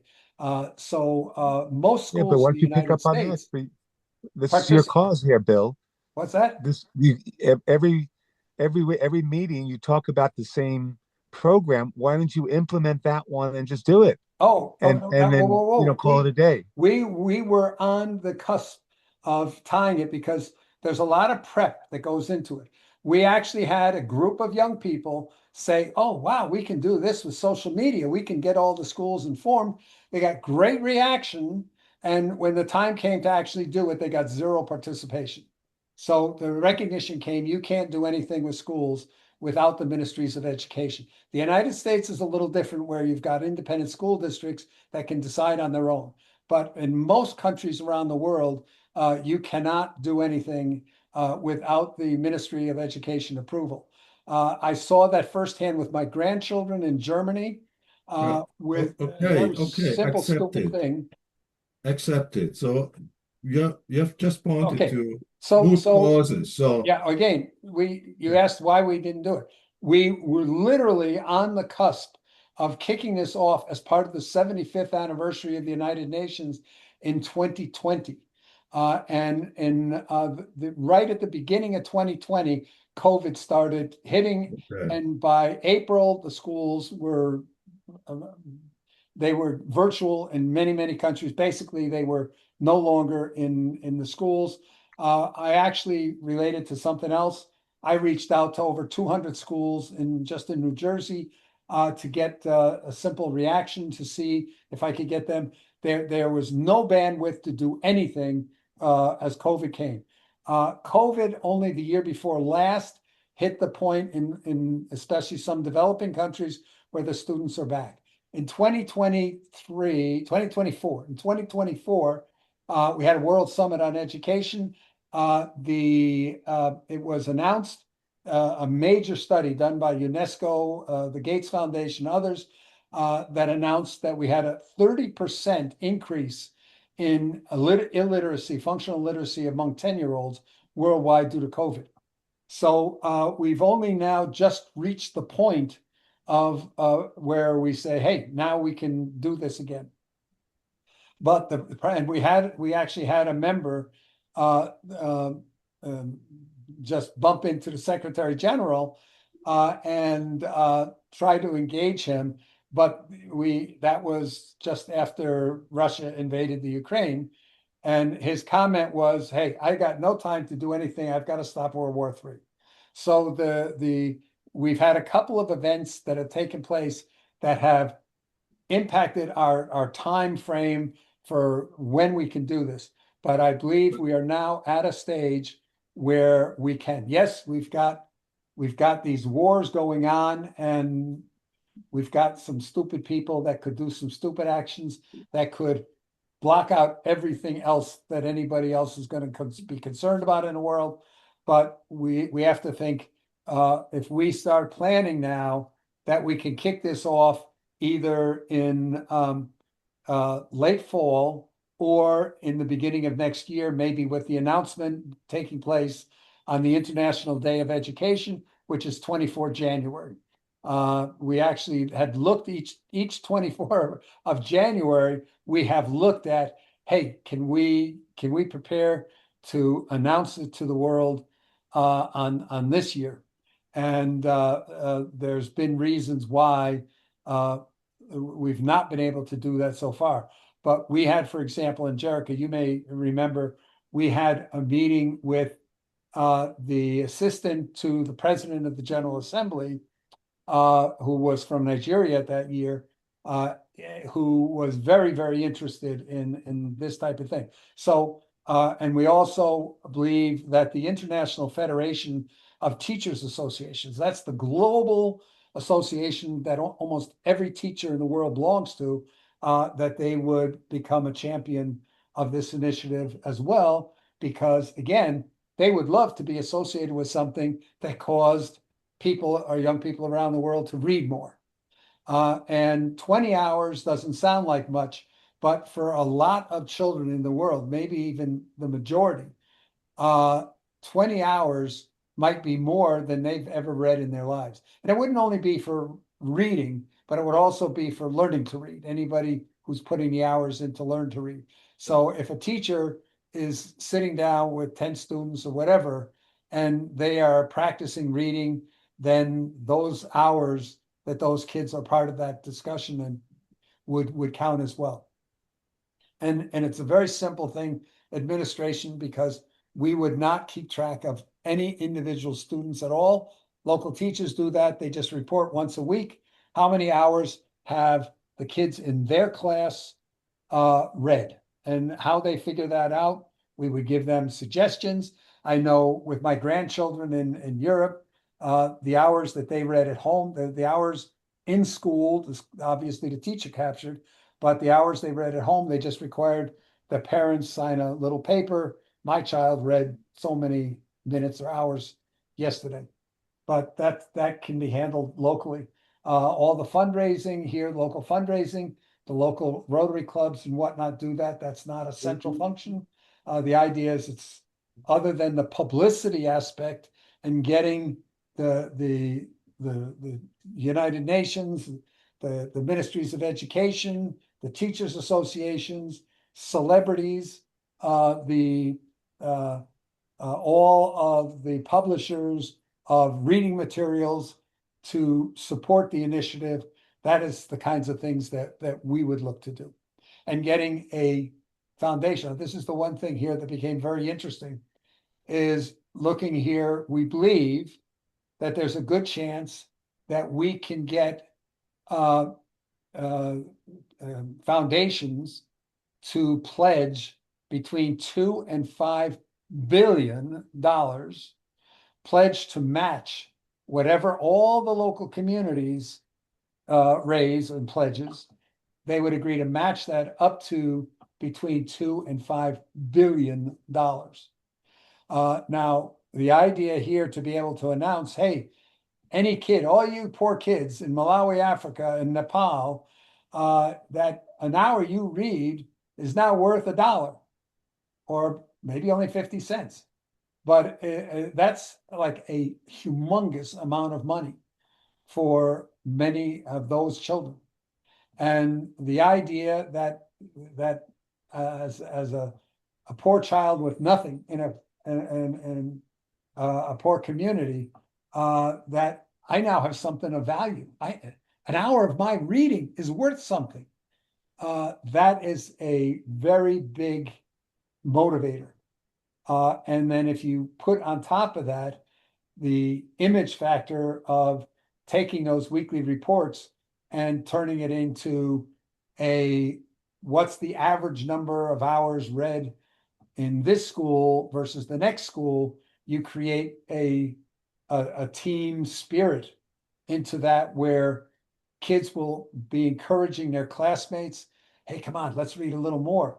Hey, we're very close to the top in our district here. Let's become the best. Let's read a little more. Why don't you do this, Bill? You've got it down. Why don't you just do what you're talking about and get it done? That's the reason we're talking here. We want to now move these forward. What our concern is that we've talked about problems and solutions for a long time. I wanted this discussion today because I want I want to get your feedback on the value. If we can get these hundreds of millions of kids reading a significant number of hours, and let's face it, 40 minutes a day, which, by the way, that would probably get the International Federation of Library Associations on board. I met with one of the people there. That 40 minutes a day matches their suggested reading time frame. And if people did that for 30 days, that's 20 hours.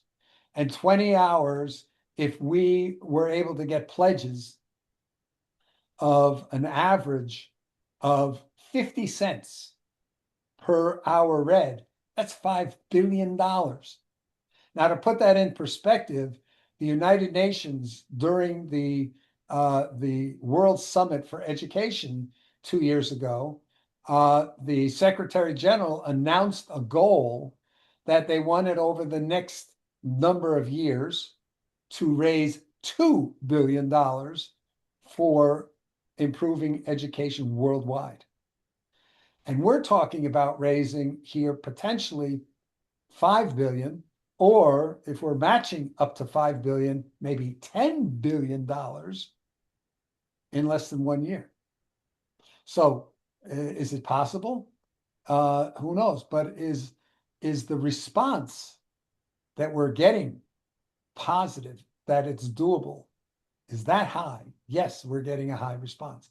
But I wanted to hear from you guys, because this is, again, the perspective. Again, I don't know if you're still on the line, but you were saying, hey, let's start off with something that's doable, imaginable, and doable. The question is this imaginable and doable?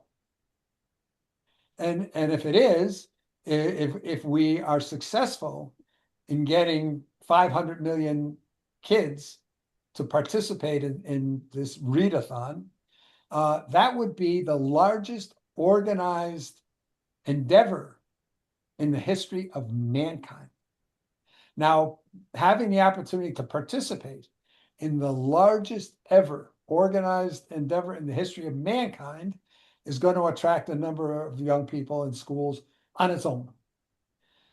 The next thing is the announcement that in the months following the readathon, that every community in the world, organized by the Rotary and Lions clubs and others, would be encouraged to organize a formal Honor the Readers Day celebration, where all of the students who participated in the readathon would be honored as, and recognized and honored as global citizen, official global citizen heroes, because the hours they read led to the raising of the money that changed the lives of tens of millions of the world's poorest children. And I think, Bill, just to interject, the plans and everything are surely, fleshed out. Oh, yes. But what we're looking for here is contribution from the group. We are a club, Yes. and as members, Bill can't do this by himself. So wherever you see your perhaps industry specialty or a specific talent that you have or connections that you have, we have to start being contributing factors in the group, or Bill will be left alone to constantly explain the plan. We all have to put our hands in and say, hey, I can do this, I can do that in my pocket and field and contribute to the success of this thing happening globally. Just that, sorry to interject, Bill. No, right. You're right on line. Continue. I think we have enough people here, even in this conversation. We have a very versatile group. So maybe instead of the conversation kind of veering off on what's possible, perhaps we can kind of talk vision backward. What would this look like what type of exposure would we need, and then how we each can contribute to making that happen in the particular timeframes that Bill has expressed. And one of the things here is I wanted to first have the discussion on the broad concept and say, okay, can you imagine that this could be successful? Let's take a scenario. The Secretary General makes an announcement, discusses how bad it is that 2 out of every 3 10-year-olds in the world is functionally illiterate. And in some of the countries in sub-Saharan Africa, it's 90%. 9 out of 10 children cannot read by age 10. And so he outlines the problem, and then he calls on the world population to demonstrate, and especially all schools, to demonstrate or he points out that that's a 30% increase over pre-COVID days, and it is not recovering on its own. In other words, in a lot of places where children stopped going to school in some of the developing countries, when the schools reopened again, the kids didn't come back. So And that's a narrative that I could say is in sub-Saharan Africa and also here in Toledo, Ohio. I think that this is a global narrative where we're able to take kind of that universal struggle and utilize it as a unifying factor for us to make change, much like what was attempted with the climate action. It unfortunately it's not as big and engaging as it should be. But one thing that I did notice that rolled over from the start of the climate action movement, we have seen larger companies such as Unilever, investing in things, not just going green, but things that could actually be utilized to restore the earth as we create these different products that we need, anything from food packaging down to toiletries. We've seen a lot of companies make pivots because these things are investable items for the future. And sometimes perhaps the money grabber sense of it all could be looked at as divisive, but it's not something that we should ignore. We are living in a world where we do have to have a specific strategic approach that aligns with business to make this investable on that level. But also, a lot of people don't have much of a choice when they go to the markets for what they can afford, whether it be automobiles or groceries. So where do we go to promote those massive changes? What parts of mass media do we need to be involved in to be most influential? What part of supply and demand as far as humanities are concerned, so that we can pull in political figures without having to involve ourselves in the blockade of bureaucracy? These Jerica, maybe we could look at. Yeah, Jerica, if I could You want an idea? I want to keep this. One of the problems is if you go in climate, and we see here that That's just an example of No, I something. know, but I want to try to keep it because I was trying to portray what might be the factors on the kickoff of such a campaign as the readathon, so that people can get an impression of how impactful they think that could be. So if the Secretary General, as I say, was to announce how bad the situation is, how COVID made it worse, and then call on everybody in the world, and especially all the leaders of schools, and the ministers of education to all join together to have every student in the world of all grades, K through 12, to demonstrate their resolve to overcome the education losses due to COVID by reading 40 minutes a day for 1 month, to be declared the International Read for a Better World Month. And then call for others to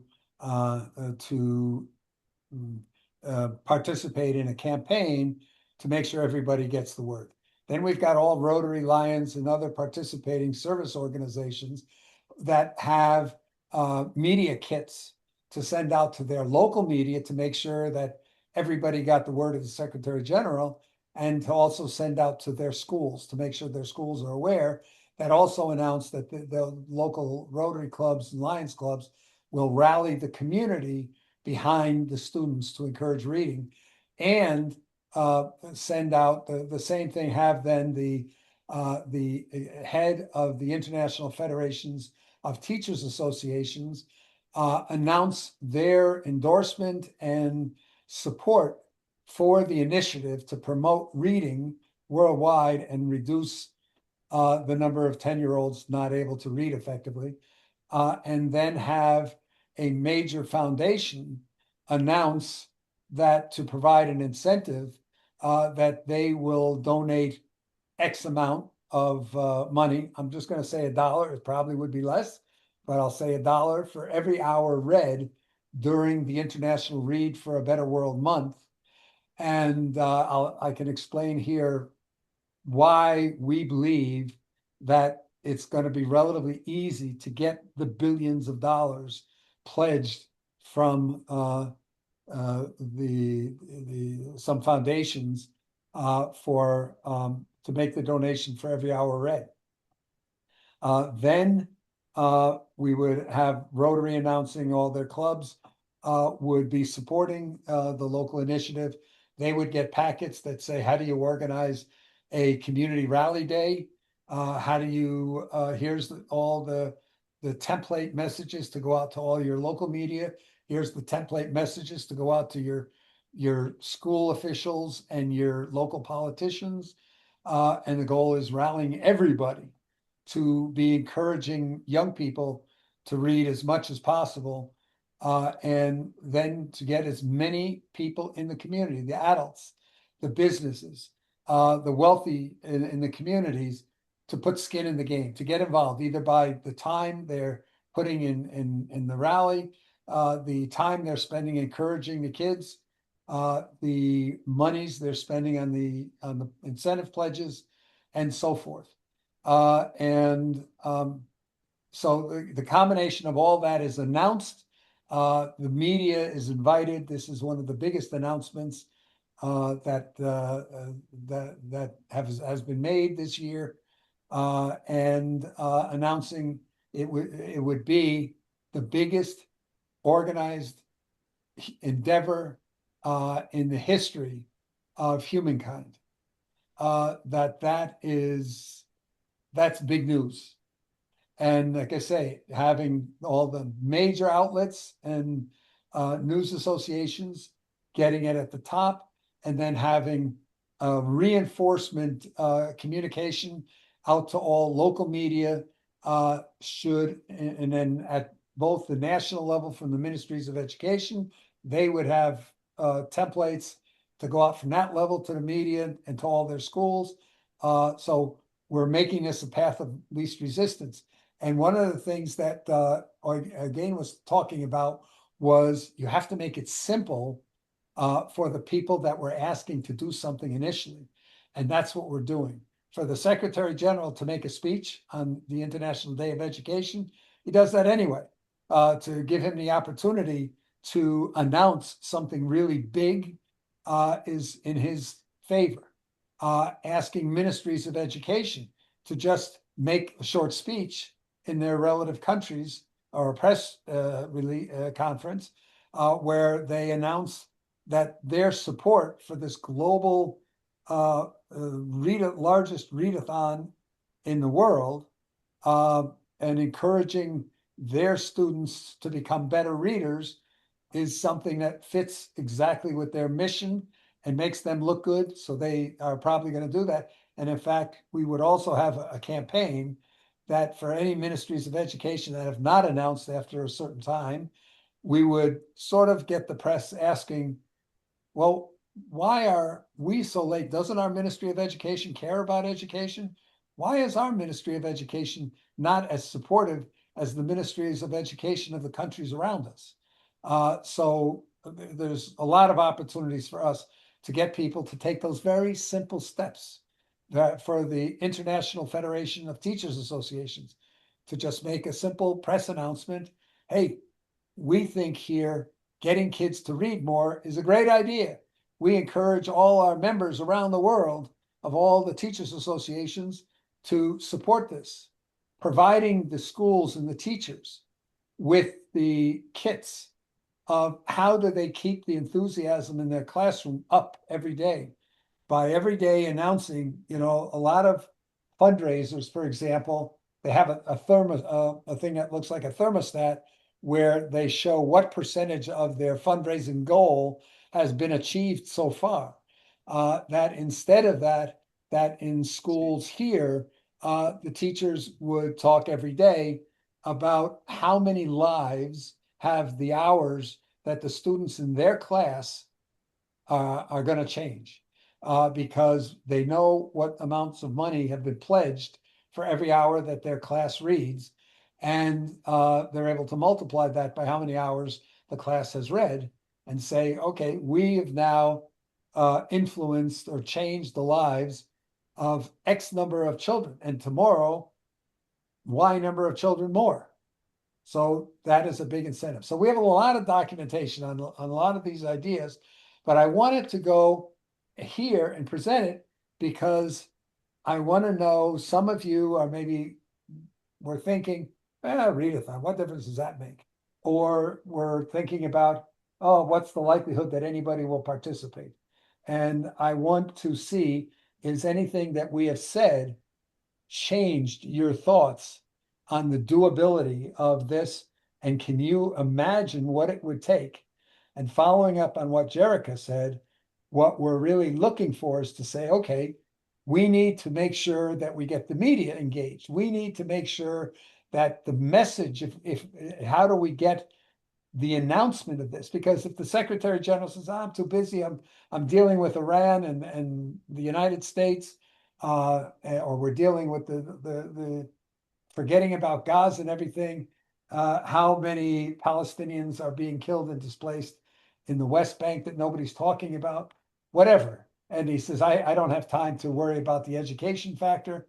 And we can't get even the head of UNESCO to make it. So how do we create an event, an announcement event that's so powerful that it becomes the number one headline of almost all the media around the world the next day? We want to go. Want an idea? Oh, we have a number of ideas, but we want to expand. Bill, Yeah. I just asked you, do you want an idea? Oh, I know yes, you have everything done, yes, but you're trying to, there's a group of people here, and I put in many, many hours now over many months, and we kind of keep rehashing. And there's an idea here that I think could be inspirational for getting your idea, because that's all you really want is your idea and getting that move forward. And I understand that now. I've been trying to weave in some other directions to do this because we're doing that as well. And I thought there might be some convergence. But if you want to get the your bigger audience, a global audience of people to be engaged, that's what you're looking to do, because otherwise nothing's going to happen if you don't get the general secretary's attention of something cool and different. He's not doesn't care. He's too busy. He's too busy.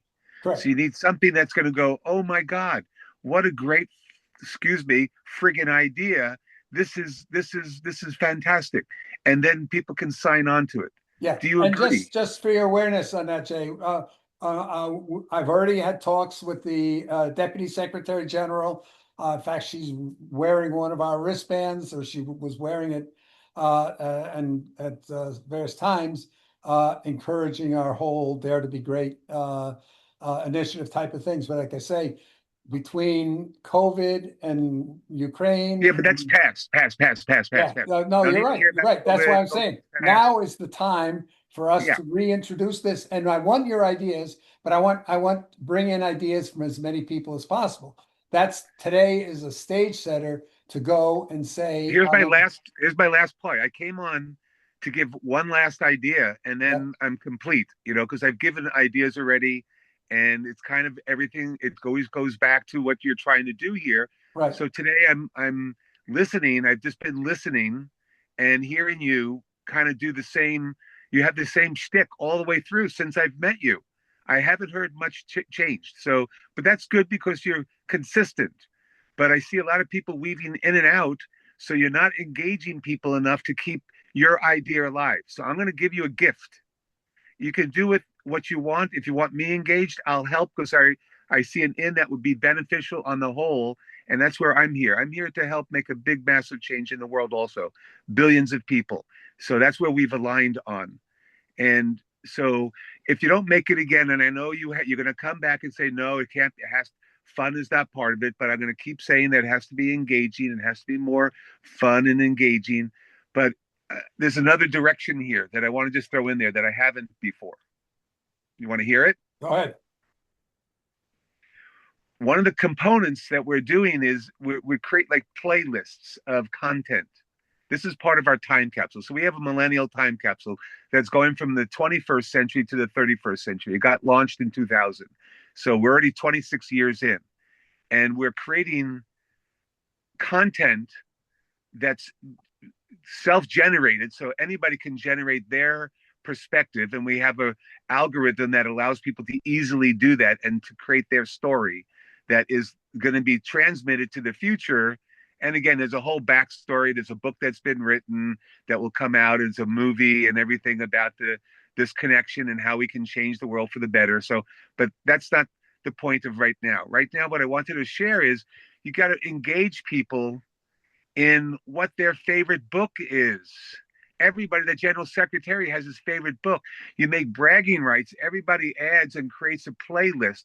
So I call it the book chain is one of the components. We have a game chain, we have a book chain, we have a music chain that we're creating that we're already in the process and we're building the technology, a whole fractal backend system, a fractal browser that allows you to connect all this content together and visualize it. So it's a very beautiful visual, but you see in a linear fashion, everything connected together. So imagine now having all the books, the best of books in the world, the ultimate playlist that's now available for people and everybody gets to contribute. I'm not just giving, I only get one selection. The general secretary has one selection. Everybody gets one selection and then they earn something. They get bragging rights that they're part of this time capsule that's making this bridge and giving a collection of the best of books that now you can go and sit down with a kid for an hour and share your favorite story or your poem that takes an hour or a half hour and you read two poems that are 2 half-hour you see what I'm saying? You get the people putting in what's important for them. My book is going to be important, or we're working with the Hitchhiker's Guide to the Galaxy. Imagine that's one of the books, and people are out there teaching the philosophy behind it and getting engaged because of that one book that's affected millions and millions of people.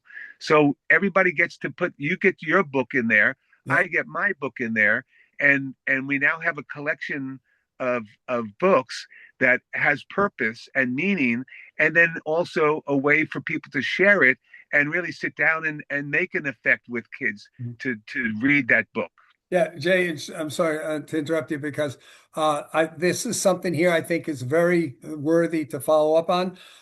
This sort of fits we have a definition of about a dozen follow-on initiatives. Once we get the people to the state where they say, oh, I'm looking for something more to do. We have, for example, a competition where we encourage the students to look at throughout their community and see what is the future they want. and what is the gaps between the future they want and the future or the situation in their community today, and make a small skit, 3 to 5 minutes on that. And then we have a competition between classes, and then eventually between schools, and then eventually between cities, for what group of kids can come up with the best presentation of the future they want and how to get there. We have one on music to go and encourage students to develop songs. And we point them, first of all the music classes, and getting the Association of Teachers of Music and the Grammys and others to be supportive, where we do a competition who can come up with the best fight song on how to achieve the future they want. And that goes on up the scale, with the goal of eventually getting it to be the 2027 version of the We Are the World, performed by the best performers in the world, that we can then get behind to make the most listened to song in the world. We have one on arts. We have on a number of different campaigns like that. But that's after you get the initial engagement. The one thing on the reading, we have a lot of people that have said, oh, what a great idea. Let's get them to read this, or let's get them to read this kind of material. And we have to look and say, you know what? A very significant percentage of schools in the world don't have a single book in their whole school. That's why that charity, that foundation, puts so much effort into providing schools with books. And that's why that person, you get somebody who loves this book or that book, and they donate now $100 or $1,000 to have 1,000 copies of it sent to Africa. That's why what your idea works so good, that in conjunction with those charities that I mentioned, and there's others that do that, they go around to libraries around the world and take the books that the libraries are phasing out, collect them up, and make donation days for people to donate books, and they ship millions of books. Let's go a step further. Go a step further again. It's not just donating a book to go somewhere. It's part of a collection. It's a collection of books that are part of a time capsule, something that's being analyzed over time to see this effect. But now people are engaged. Yeah, that's what I've been no, you're right. But I think here, that's once you get the people, because we are not looking for quality, we're looking for quantity. And so when we look and say, okay, getting hundreds of millions of kids, now I want you to think of that poor village in Nepal that doesn't have a single book, or they have a couple of pornography books that hikers have left behind, that are behind glass, because books are so rare and so valued, they don't allow anybody to touch them. They can only look to see that there's a book there. And I'm not making that up. That actually is one of the stories that came out of the rooms to read history of how it was founded. But the bottom line is, I want you to think of those communities. I want you to think, because we're looking at the whole world, and we're looking at trying to encourage people. So in that case, just to respond to it, is I have a friend in Silicon Valley from Nepal, and he's a successful business person that has repatriated to Silicon Valley. And in a snap, if we said, listen, put some money into this to bring books to, when you go back and do your business there, bring 1,000 books to the kids and to this village here, and have it very targeted, that would be something that speaks to this person. And you have you're right.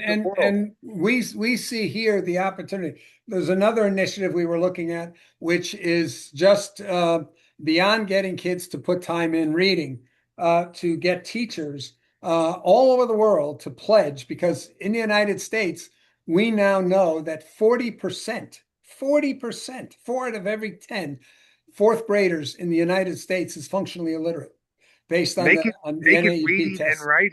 Make it reading and writing. Well, the thing about it is the biggest danger is what they call overloading actions that you plan to do. In other words, as soon as you go and say, oh, you know what? We're going to get people to read. Let's get them to read this stuff because we think it's valuable, it's character building, it's good. As soon as you do that, you now reduce the number of people that are going to read because some people don't have access to that, or some people disagree. Right. No, That you didn't hear what I said. You didn't hear what I said. Expand it to reading and writing because it's the same thing. no, If yeah, you learn to write, that's if fine. you learn to, let me Uh, finish, Bill. Give me yeah, 1 minute, please. I yeah, haven't spoken. I've been okay, listening to you for a couple hours here, yeah, and you have to listen to others that are trying to help you, yeah, right? So reading and writing expands the whole notion. So that kid that doesn't have a book and maybe is just starting to grasp how to write in their language and give them that they can write a page that gets added to this whole collection. So it's a playlist. It's a library of content of real books that have been written over time. Could be ancient books, could be new books, or some kid that's sitting there and just learning to write, and now they have a page that goes into this whole big, I call it the book chain. It's like a slide. Every book has one slide that's an entry point into this holonic browser. This is what we're building. So this is something that I can track into and help with. But I want to expand your notion because if it's just the books, then again, that's very limiting and it's losing the more important part because it's not about reading, it's about writing. It's yeah. about No, being literate. Jay, I agree. I agree. All the ideas you're bringing up are great ideas that we would definitely want to make sure that get incorporated here along the way. It's just that initially, I would venture to say that the 90% maybe of the kids who can't read also can't write. They can't deal with letters. They don't understand the letters and the decoding. It's Right, the right. That's what I'm saying. That you start with that. That's the baseline there is that you learn to write the letter A today and Yeah. tomorrow would be B or whatever language that Jay, they're in. are you aware, Jay, of the percentage of schools where the teachers don't know how to read? I can imagine. It's ridiculous. It's Right. totally So, ridiculous. I so understand. what are we have to go and look as you know, we said start off with something simple. Don't put conditions, don't overload it, but then your follow-ons can go and do that because your follow-ons, you've already got the people now saying, yeah, I want to do something. Now you can go and put some more complexity into the things that they might do, like getting and saying, hey, us kids, we're going to have a say in what we want our future to look like. We kids, we're Right. going to have a say in music we like. We're not just the kids, but it could be professional musicians, whatever. But the idea is we're now able to go out there and do the kinds of things, encouraging young people. Hey, write a book.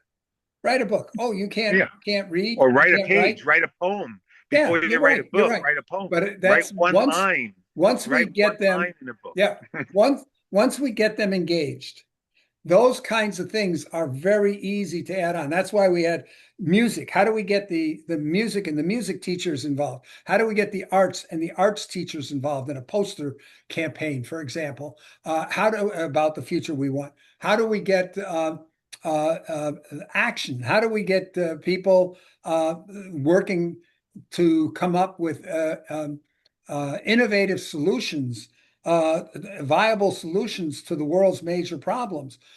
We have all of these can be individual initiatives. Once we get that body of people who are engaged and now want to move on to the next step, which is, okay, how do we get the rest of our folks involved? How do we get the adults? So, for example, our whole Future We Want campaign, where the kids create those skits. The idea is to put the skits on the internet so there's judges that could put their opinions to the different skits, or maybe it's just the other kids in the school, or maybe it's open to the general public to vote on their phones or the internet or whatever, but they're listening to 10 different proposals for the future we want. And they're able to say, I like this one. This is a great idea. But they're listening to so many innovative ideas. If they have to listen to 10 songs about how do we build the future we want, That's going and increasing awareness, increasing concern, increasing the realization that there are possibilities out there. So it's all about right now saying we need a very simple thing, things that we can ask major people like the Secretary General, like the ministries of education to do. We don't want them to, as soon as we ask them to make any statement beyond, hey, we encourage all you to read, that they start to become here and say, well, Right. It has to be, again, you have to get their engagement before that. And there has to be a step before. And I think I've you're muted, Jay. Jay, did we lose you?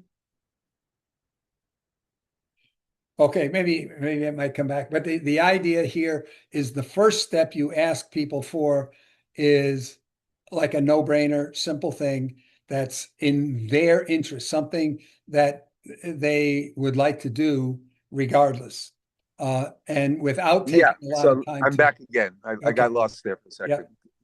So yeah, So I'm so I going was to make just a saying here proposal. that the thing about it is yes, we need to go and say we have to go and get those ministers of education willing to go and echo the appeal of whoever makes that initial announcement. And so the idea is to ask them to do something that they would normally do on their own anyway, making it as easy as possible by providing them essentially a simple text to read that's not more than 10, 20 lines. And that's all we're asking.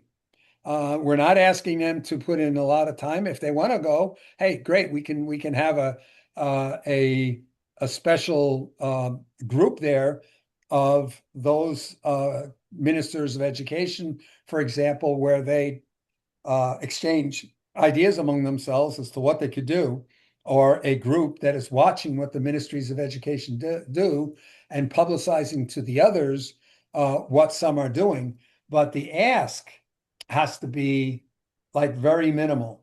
And it's got to be something that doesn't take a lot of time. If we can show them a draft video, and this is what we actually did, we put together timelines showing press announcements of the various people, the Secretary General, the ministers, the head of the Education Foundation, the head of the foundation providing funding, and so forth. We showed like a sample newspaper headlines of dates leading up to the start of the readathon that would publicize that, and then examples while the readathon is going on of publicizing what they're accomplishing or what the community is doing to rally to show support for their students, and then afterwards really beefing up the No hero. more readathon, rewrite-a-thon. We're rewriting as well. Yeah, but Rewrite-a-thon. right now the issue is the schools begin with reading. That's already in their. You want to think out of the box, though, don't you? No, that we can think outside the box, but we're not asking the people to participate to think outside the box. We're Yeah, thinking we that are. people Of that are course we are. participating is do what you're supposed to be doing now. Yeah, no, everybody's got to think out of the box to make this work. There's No, no we way don't. it's We going to don't. work. You know what? It's like when you're in the army. You want the generals to think a lot, but you don't want the privates to think much because they have to do what they're told to do. And if they start to think independently, and the one says, I'm going to go and cross this bridge over here, and the others say, no, I'm going to go and cross that bridge over there, and then they all get wiped out because they're all fragmented all over the place. Well, again, that's old world thinking. If everybody's in alignment and they're all tied in with nature and they're They're feeling not in and they're alignment. all They're connected, not in not that they've alignment. been beaten down emotionally, so they have to be, you know, there's different ways, and you're going by old world again. And I think what I've heard echoed here many times by different people is we have to find something fresh and new, not the old world that's being replicated over and over again. And look what it's done to the world. The world is screwed up. Yeah, because but we keep Jay, replicating the same idiocracy. okay, Jay, here's the thing. Imagine we have two scenarios. One scenario is we're trying to sell young people to do something. And there's another scenario where the teacher says, okay, kids, this month we're going to participate in a readathon where we all read, we're going to read so many minutes a day. And which do you think is going to do more? This is like the idea of social media going to change the world. We see social media, it has some effects on some individuals. But the bottom line is in bringing about specific change, it is not very effective. And the question is, once we get people to that point that you're talking about, where they're saying here, okay, we're looking, how do we make the world better? Yes, then we can start bringing in all the things you're talking about. But for that first surge, the thing that's going to make the difference is the teacher saying to their students, okay, class, this month we're all going to participate on the reading. We need each of you to read at least 40 minutes a day. You tell me how much you read outside of class. I'll keep track of how much you're reading in class. And then we need the ministers of education, because the teachers are not going to do that unless they get the okay or the mandate from the ministries of education. So we've got to get the ministers of education to tell the teachers, I want you all to participate in this, or I am mandating you all participate in that, so that we don't lose any schools or countries because the Ministry of Education did not issue that that command or that A endorsement. command to read? They have to give a command to have a teacher to read? I don't know No. about that, Bill. Whoa. To do a program. We saw this, we tried it in Austria, the Netherlands. I don't remember if the UK was involved, Uganda was involved, and I think one other country, where they went out to schools directly on directed social media, contacted a bunch of schools in these four countries that all said, great idea. Yeah, we're looking forward. This is going to be great. And when the time came and we said, here, they had the software already. And they said, now, okay, we're going to kick it off now on Tuesday. And come Tuesday, they didn't participate. And when the students that organized this went out and asked the schools, hey, you said you were looking forward to this. You said you were going to participate. They all came back and said, well, but we can't do anything without the permission or endorsement of our Ministry of Education. And I saw that with my granddaughters and both my grandchildren in the primary school that they attended in Germany. I had talked to the headmaster of the school, and it was something really like stupid about providing the kids with some learning aid. It was some particular learning aid, and the principal said, "Hey, yeah, we're going to do this." And they went out and they tried, and the Ministry of Education came back and said, "Stop. We did not authorize you to do that." Teachers in the United States is a different situation. Teachers and maybe in a couple of other countries, but in most parts of the world, education is tightly controlled by the ministers of education. In some places, Germany is that way. Nigeria is that way. India is that way. It is the state ministries of education, not the not the What's going to get them to make a decision and write an edict? What is going to get them to do that? Oh, well, this is it. Keep in mind, there's 150 countries whose ministries of education are part of this initiative in UNESCO to come up with ways to improve education. And I've had a talk with the head of UNESCO's education arm, and she seemed very positive to the idea. So, but again, the timing, we have to make sure the timing works for multiple levels. And the timing did not work. We did not have a lot of the schools in developing countries did not get back to physical schooling until last year. So we could not move forward with a lot of that idea that we're talking about. Now we're down, getting ready to move forward. We are putting together here now, this is sort of the kickoff to put together the list of saying, okay, what media output do we want from the initial announcement? What reaction do we want from the ministries of education from the initial announcement?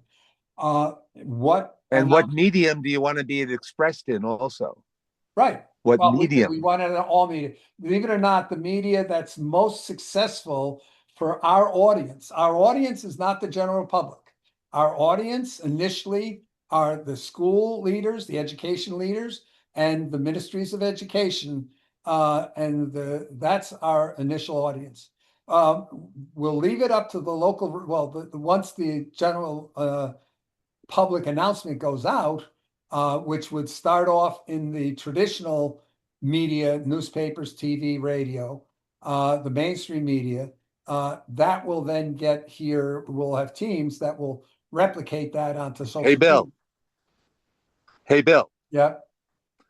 Just now I put in how many phones are there on planet Earth?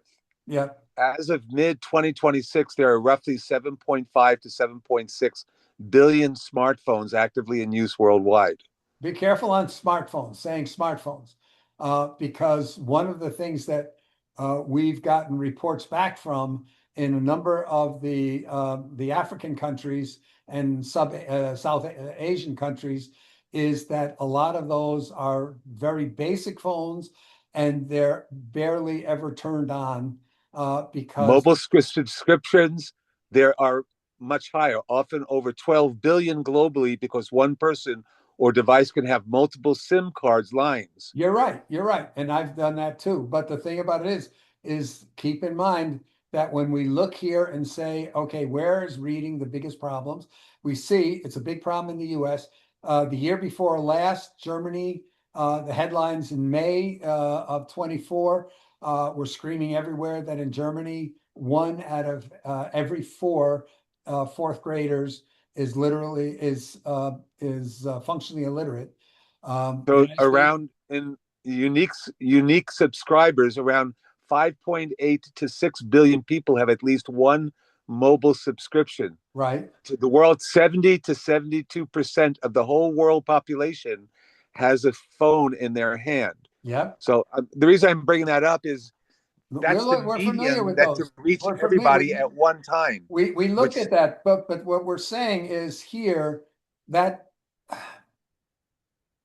okay, I don't want to.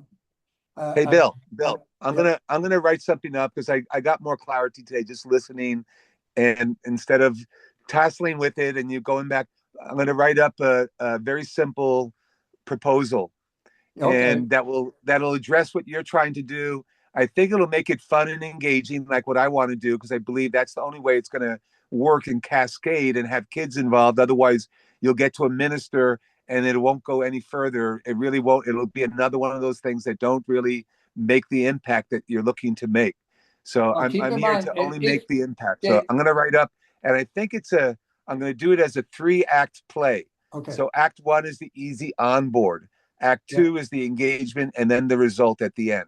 Yeah. So I'm going to create something one more time in a different perspective to address what we're talking about here, and then again I'm gonna move forward myself with it. Yeah. But it'd be great to do it with you and with others to Jay, maybe you want to go and be part of the bottom up parallel initiative, because one thing here, you can go out and you can actually ask AI to evaluate what are the chances of success of reaching out to the general population and reaching out to the students, let's say, versus what are the likelihood of success of reaching out to the people who influence what the students do or influence what the general population does.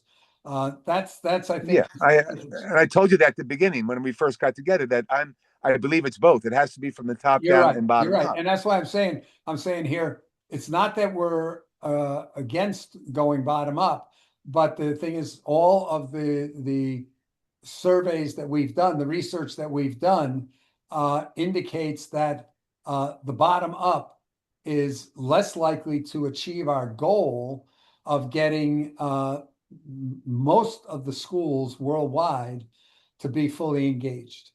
And the top down hasn't worked yet either. Well, no, it hasn't worked because nobody is doing it. The Right. whole problem with the world. So there's no example, there's no functional example that's worked yet. So it's an even playing field, whether it's top down or bottom up. So I'm Well, calling actually you out not. right now. Hey, listen, Yeah. listen for 1 second, one more second, then I got to go in a few minutes. Yeah. Listen, we're going to have again, you can call it a competition. I'm going to call it a co-opetition because I'm the bottom up. Yeah. You're the top down.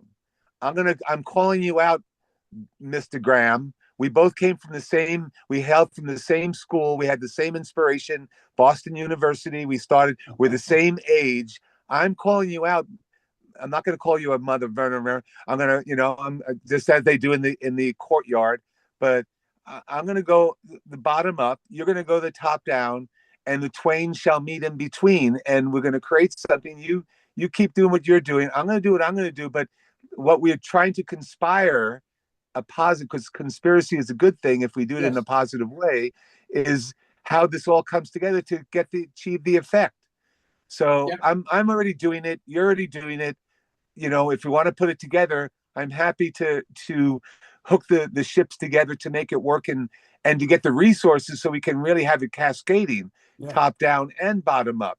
That's the goal that we're talking about. Now that we've had the discussion here of the strategy for being able to a believable strategy for being able to get hundreds of millions of young people, and through them their communities that are behind them, behind the ideas as well. Now that we've got a believable path to being able to achieve that, and we have an agreement that getting hundreds of millions of people wanting to, having done something that had a major impact.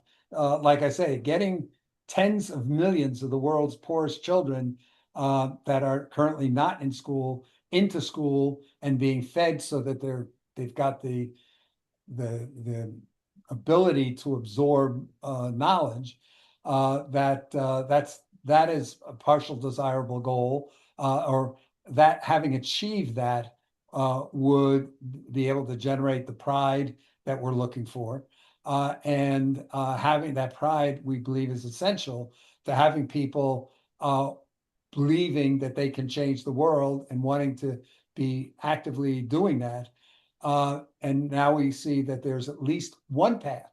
There may be others, and we're interested if people have other paths that they believe can take us to that result that might be better. We want to. That's the only way it's going to work. We have to get people inspired to add their pathway or their book or their base of knowledge. And to include here, when we talk about wanting the media, we have part of our plan is we want to bring the major media outlets, or at least those people, let's say, who are the education editors of the major media outlets, bring them in as co-conspirators as to, okay, how do we maximize the media message going out there to creating the excitement. That's why being able to go and have the media everywhere say, hey, in Nepal, in the villages in Nepal, that the newspaper is saying, hey, every hour that a child in Nepal reads during this month is worth X amount of dollars.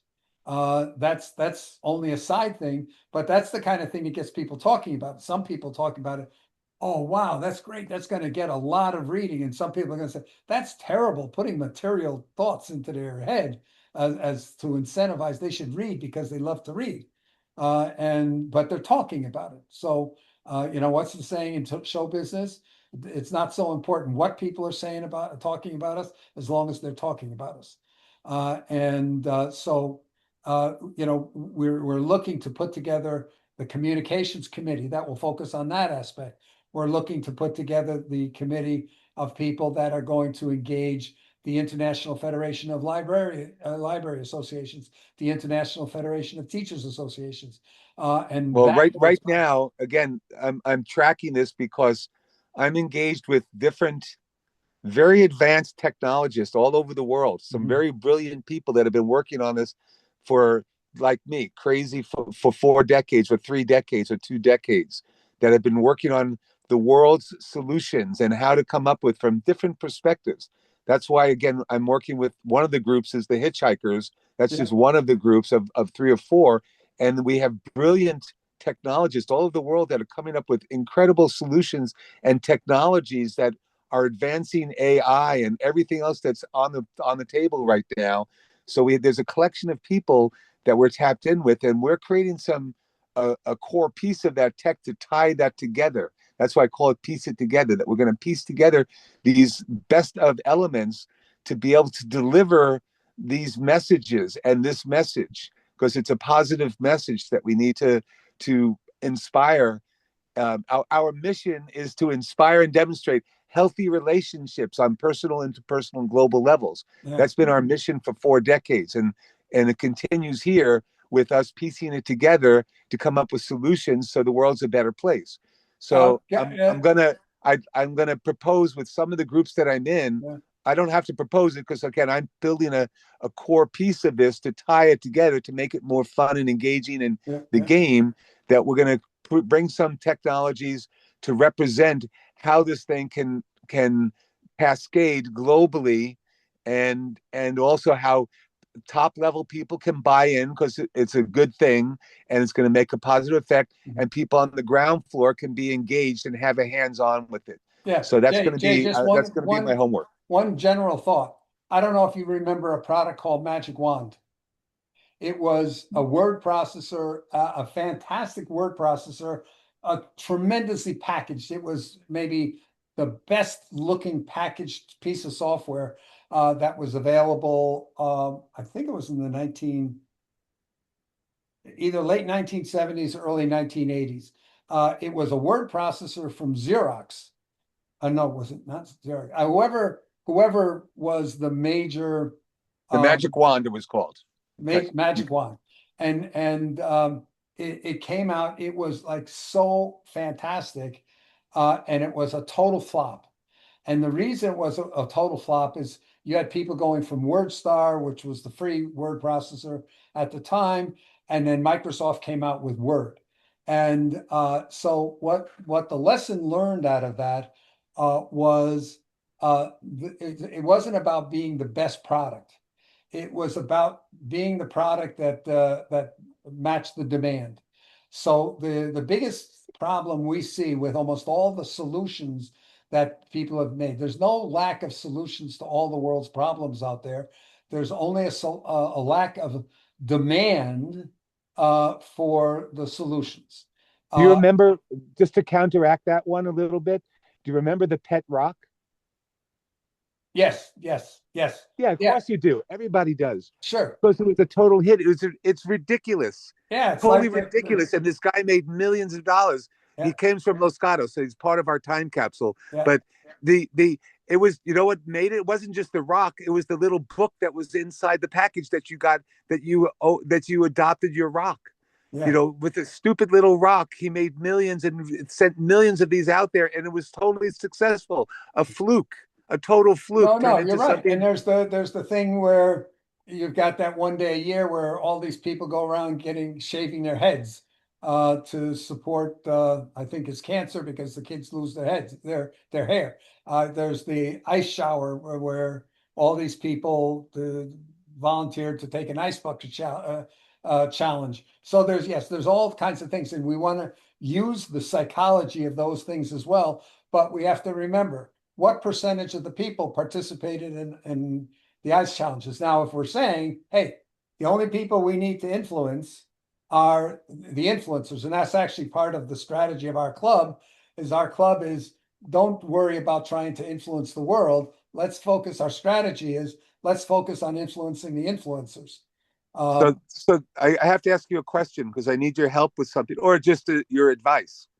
So because again, this last week, a few days ago, we had Earth Day, Right. and here in Nevada City, they had a big event, and I went out there and I talked to all the different booths that were involved in Earth Day for this year, and one of them was the Rotary. Mhm. So I've now spoke to the Rotary, the head of the chapter here locally, and I'm going to be hopefully meeting them. I gave them some material yesterday, but to deploy what we're talking about on a global level to do it on a local level. And so I got their interest. We'll see where it goes, but I want to be able to map again the meta solution that we're talking about down to be able to replicate it on a local, very easy local, and to make that bridge. So again, I now have the ear of a local Rotary, Okay. and Here's the thing. There's I talked to them 46. about you. I Yeah. talked to them about that there's a global group that I'm interacting with, and so they didn't know of your work. So maybe there could be some bridge between what you're doing, what you've been doing here for how many years you've been doing this, and that we can bridge back to a local group and make a bridge there and see if there can be some traction that could help to come up with this top down and bottom up solution. Here's the thing. Rotary is losing membership in North America like crazy. We actually lost 2 zones, which are made up. Each zone is made up of about 5 or 6 districts, Rotary districts, and each district is made up with 60 to 80 clubs.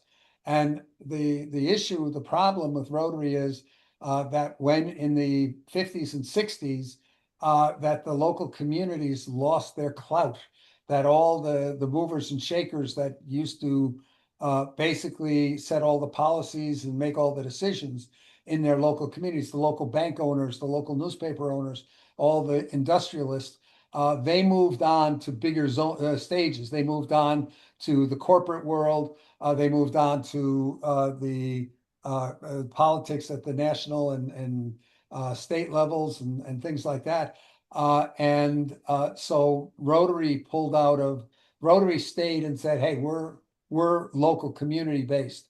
And it's that because Rotary stayed community based is what's killing Rotary. Because each community does their own thing. So every Rotary club is asked to reinvent the wheel. So Rotary started not too many years ago, this thing called Rotary Action Groups. So the one you're talking about was either the local Rotary Club or it was a representative of SRAG, which is the environmental action group within Rotary, which is trying to go and help Rotary organize things at a global level. Because we're not being able to take advantage of economy of scale. So local Rotary clubs are saying, well, what does Rotary do for us? Where's the value added of being part of Rotary? Because most of the dues that is collected, goes actually to Rotary International, does not stay with the local club. So this is a challenge we're working with some of the directors of Rotary. And the last 5 or 6 presidents of Rotary have all recognized that we have to change Rotary. Now, in the most of the developing world, where they don't have the mobility and the communications the same way, their local communities still have the power to make decisions and do things is in the local community.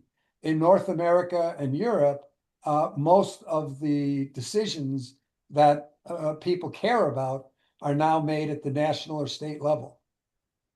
And so there's the recognition that the people in North America, Rotary has become just a club of do-gooders that just sort of want to help their neighbors, but they don't address the problems because addressing the problems involves getting involved with policy. And they feel, oh, no, we don't have that expertise. And they're right, that expertise has abandoned the local community by and large. So we no longer have the CEOs of all the major corporations. We don't have in the local communities. There's a Rotary clubhouse, the membership chair for our district one year, and I visited all our clubs. And one of the clubs I visited, there was a guy. He had either a legal business, a law business, or an accounting business. I don't remember which. but he was the secretary of the club then. And he said, 10 years ago, we had 50 small businesses in our community.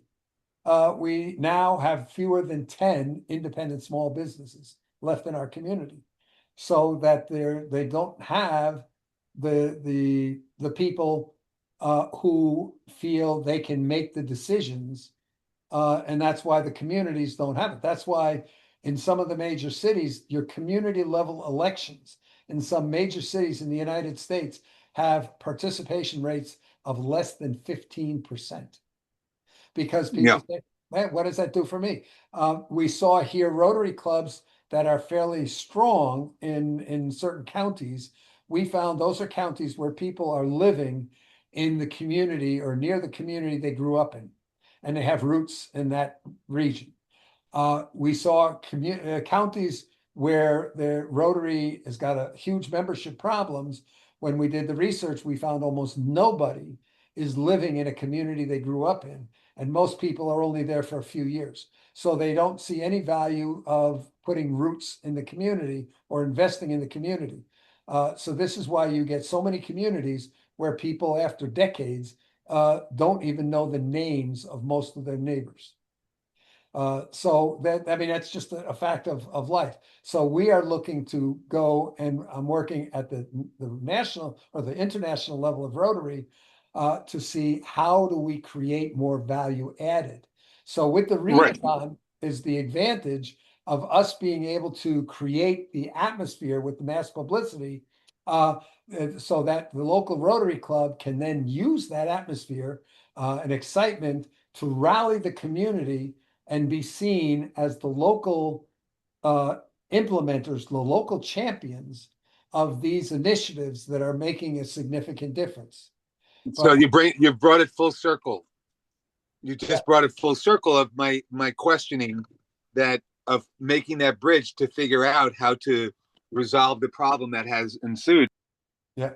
So at any rate, so I think I'm very interested here. I think you'll see a lot when you see the description of our follow-on projects, because like I say, the idea of this, getting those kids to do the first thing and getting them to feel a wow feeling from this hero effect, and then having them follow up projects, initiatives that are exciting and local, and give people an opportunity to be in the limelight, to be able to be presenting their solution ideas, to being able to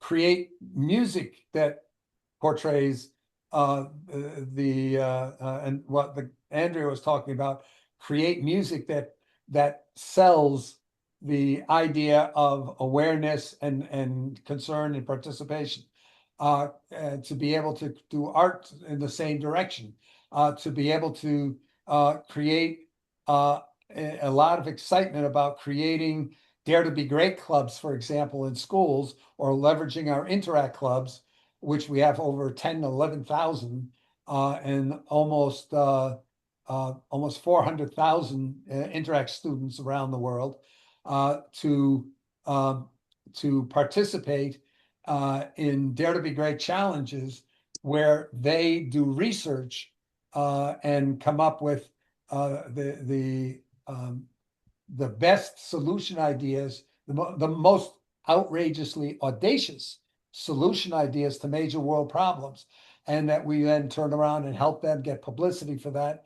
And we've seen, because we've done some pilots, we've actually seen the students, because we encourage them to do so, they took this so serious that they would reach out to top world experts on whatever problem area that they were looking into, to get details on solution ideas that already existed out there or things that have been tried. So they reached out to the authors of books. They reached out to university professors, to think tanks, and that caused those students to see themselves very differently, because they were able to talk and be accepted as a worthwhile conversational partner with these top experts around the world. And but our goal is very different. from almost all competitions in these types of things. And that is because our goal is not to find the best solution. We think this it'll do that, but that's not our goal. Our goal is to maximize participation. So we're actually more interested in the 99.9% of student groups that will participate than we are in the fraction of 1% that will win. Got it. So anyway, All right, guys, I'm gonna be working on this. I think I have a new perspective. I'm glad I popped in here to reconnect with it and with you on this.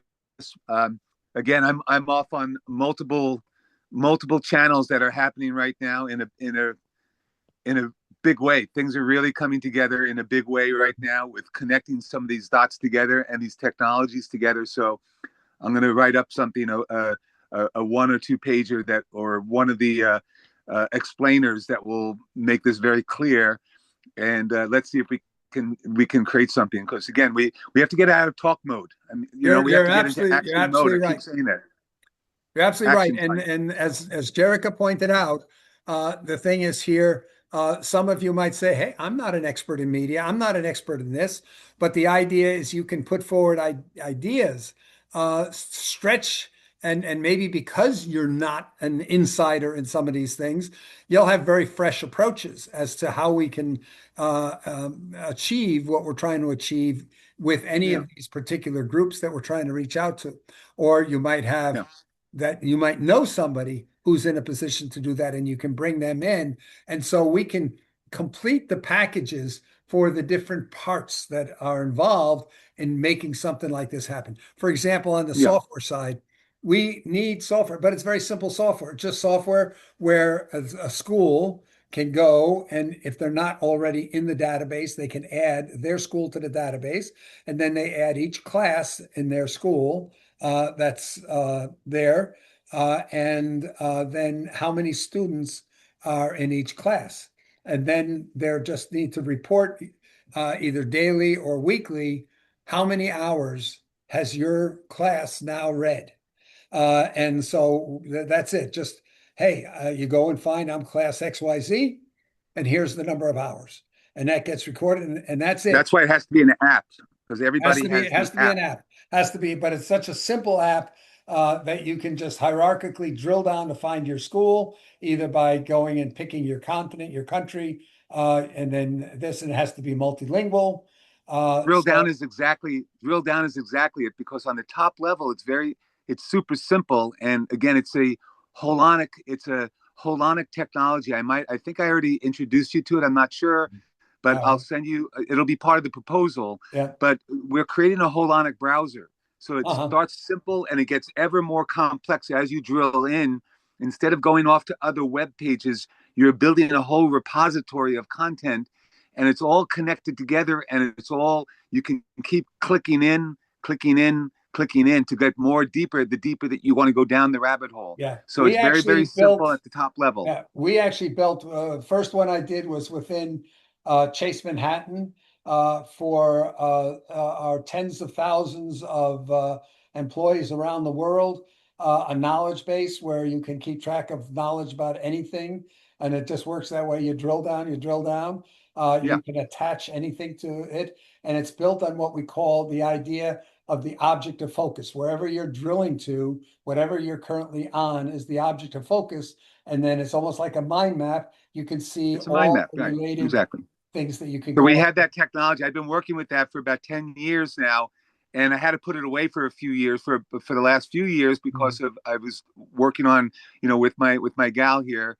And now that we're getting back into it, we're pulling together the threads of a lot of people that have been working on this for a long time, and to put the pieces together so it maps into all of the technology. It's the physical engagement on an eye to eye. It's mobile. It's digital. It's virtual reality. It's all of it together. Jay, a big part of that is we don't care what kind of media you attach, but a big part is how to make it extremely fast. And what we're able to do is we looked at chart of account software, how to chart of account software create it very, very fast.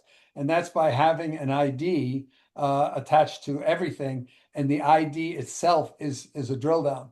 So in other words, and you can use this, so you take the whole 256 character set to be able to handle the sorting.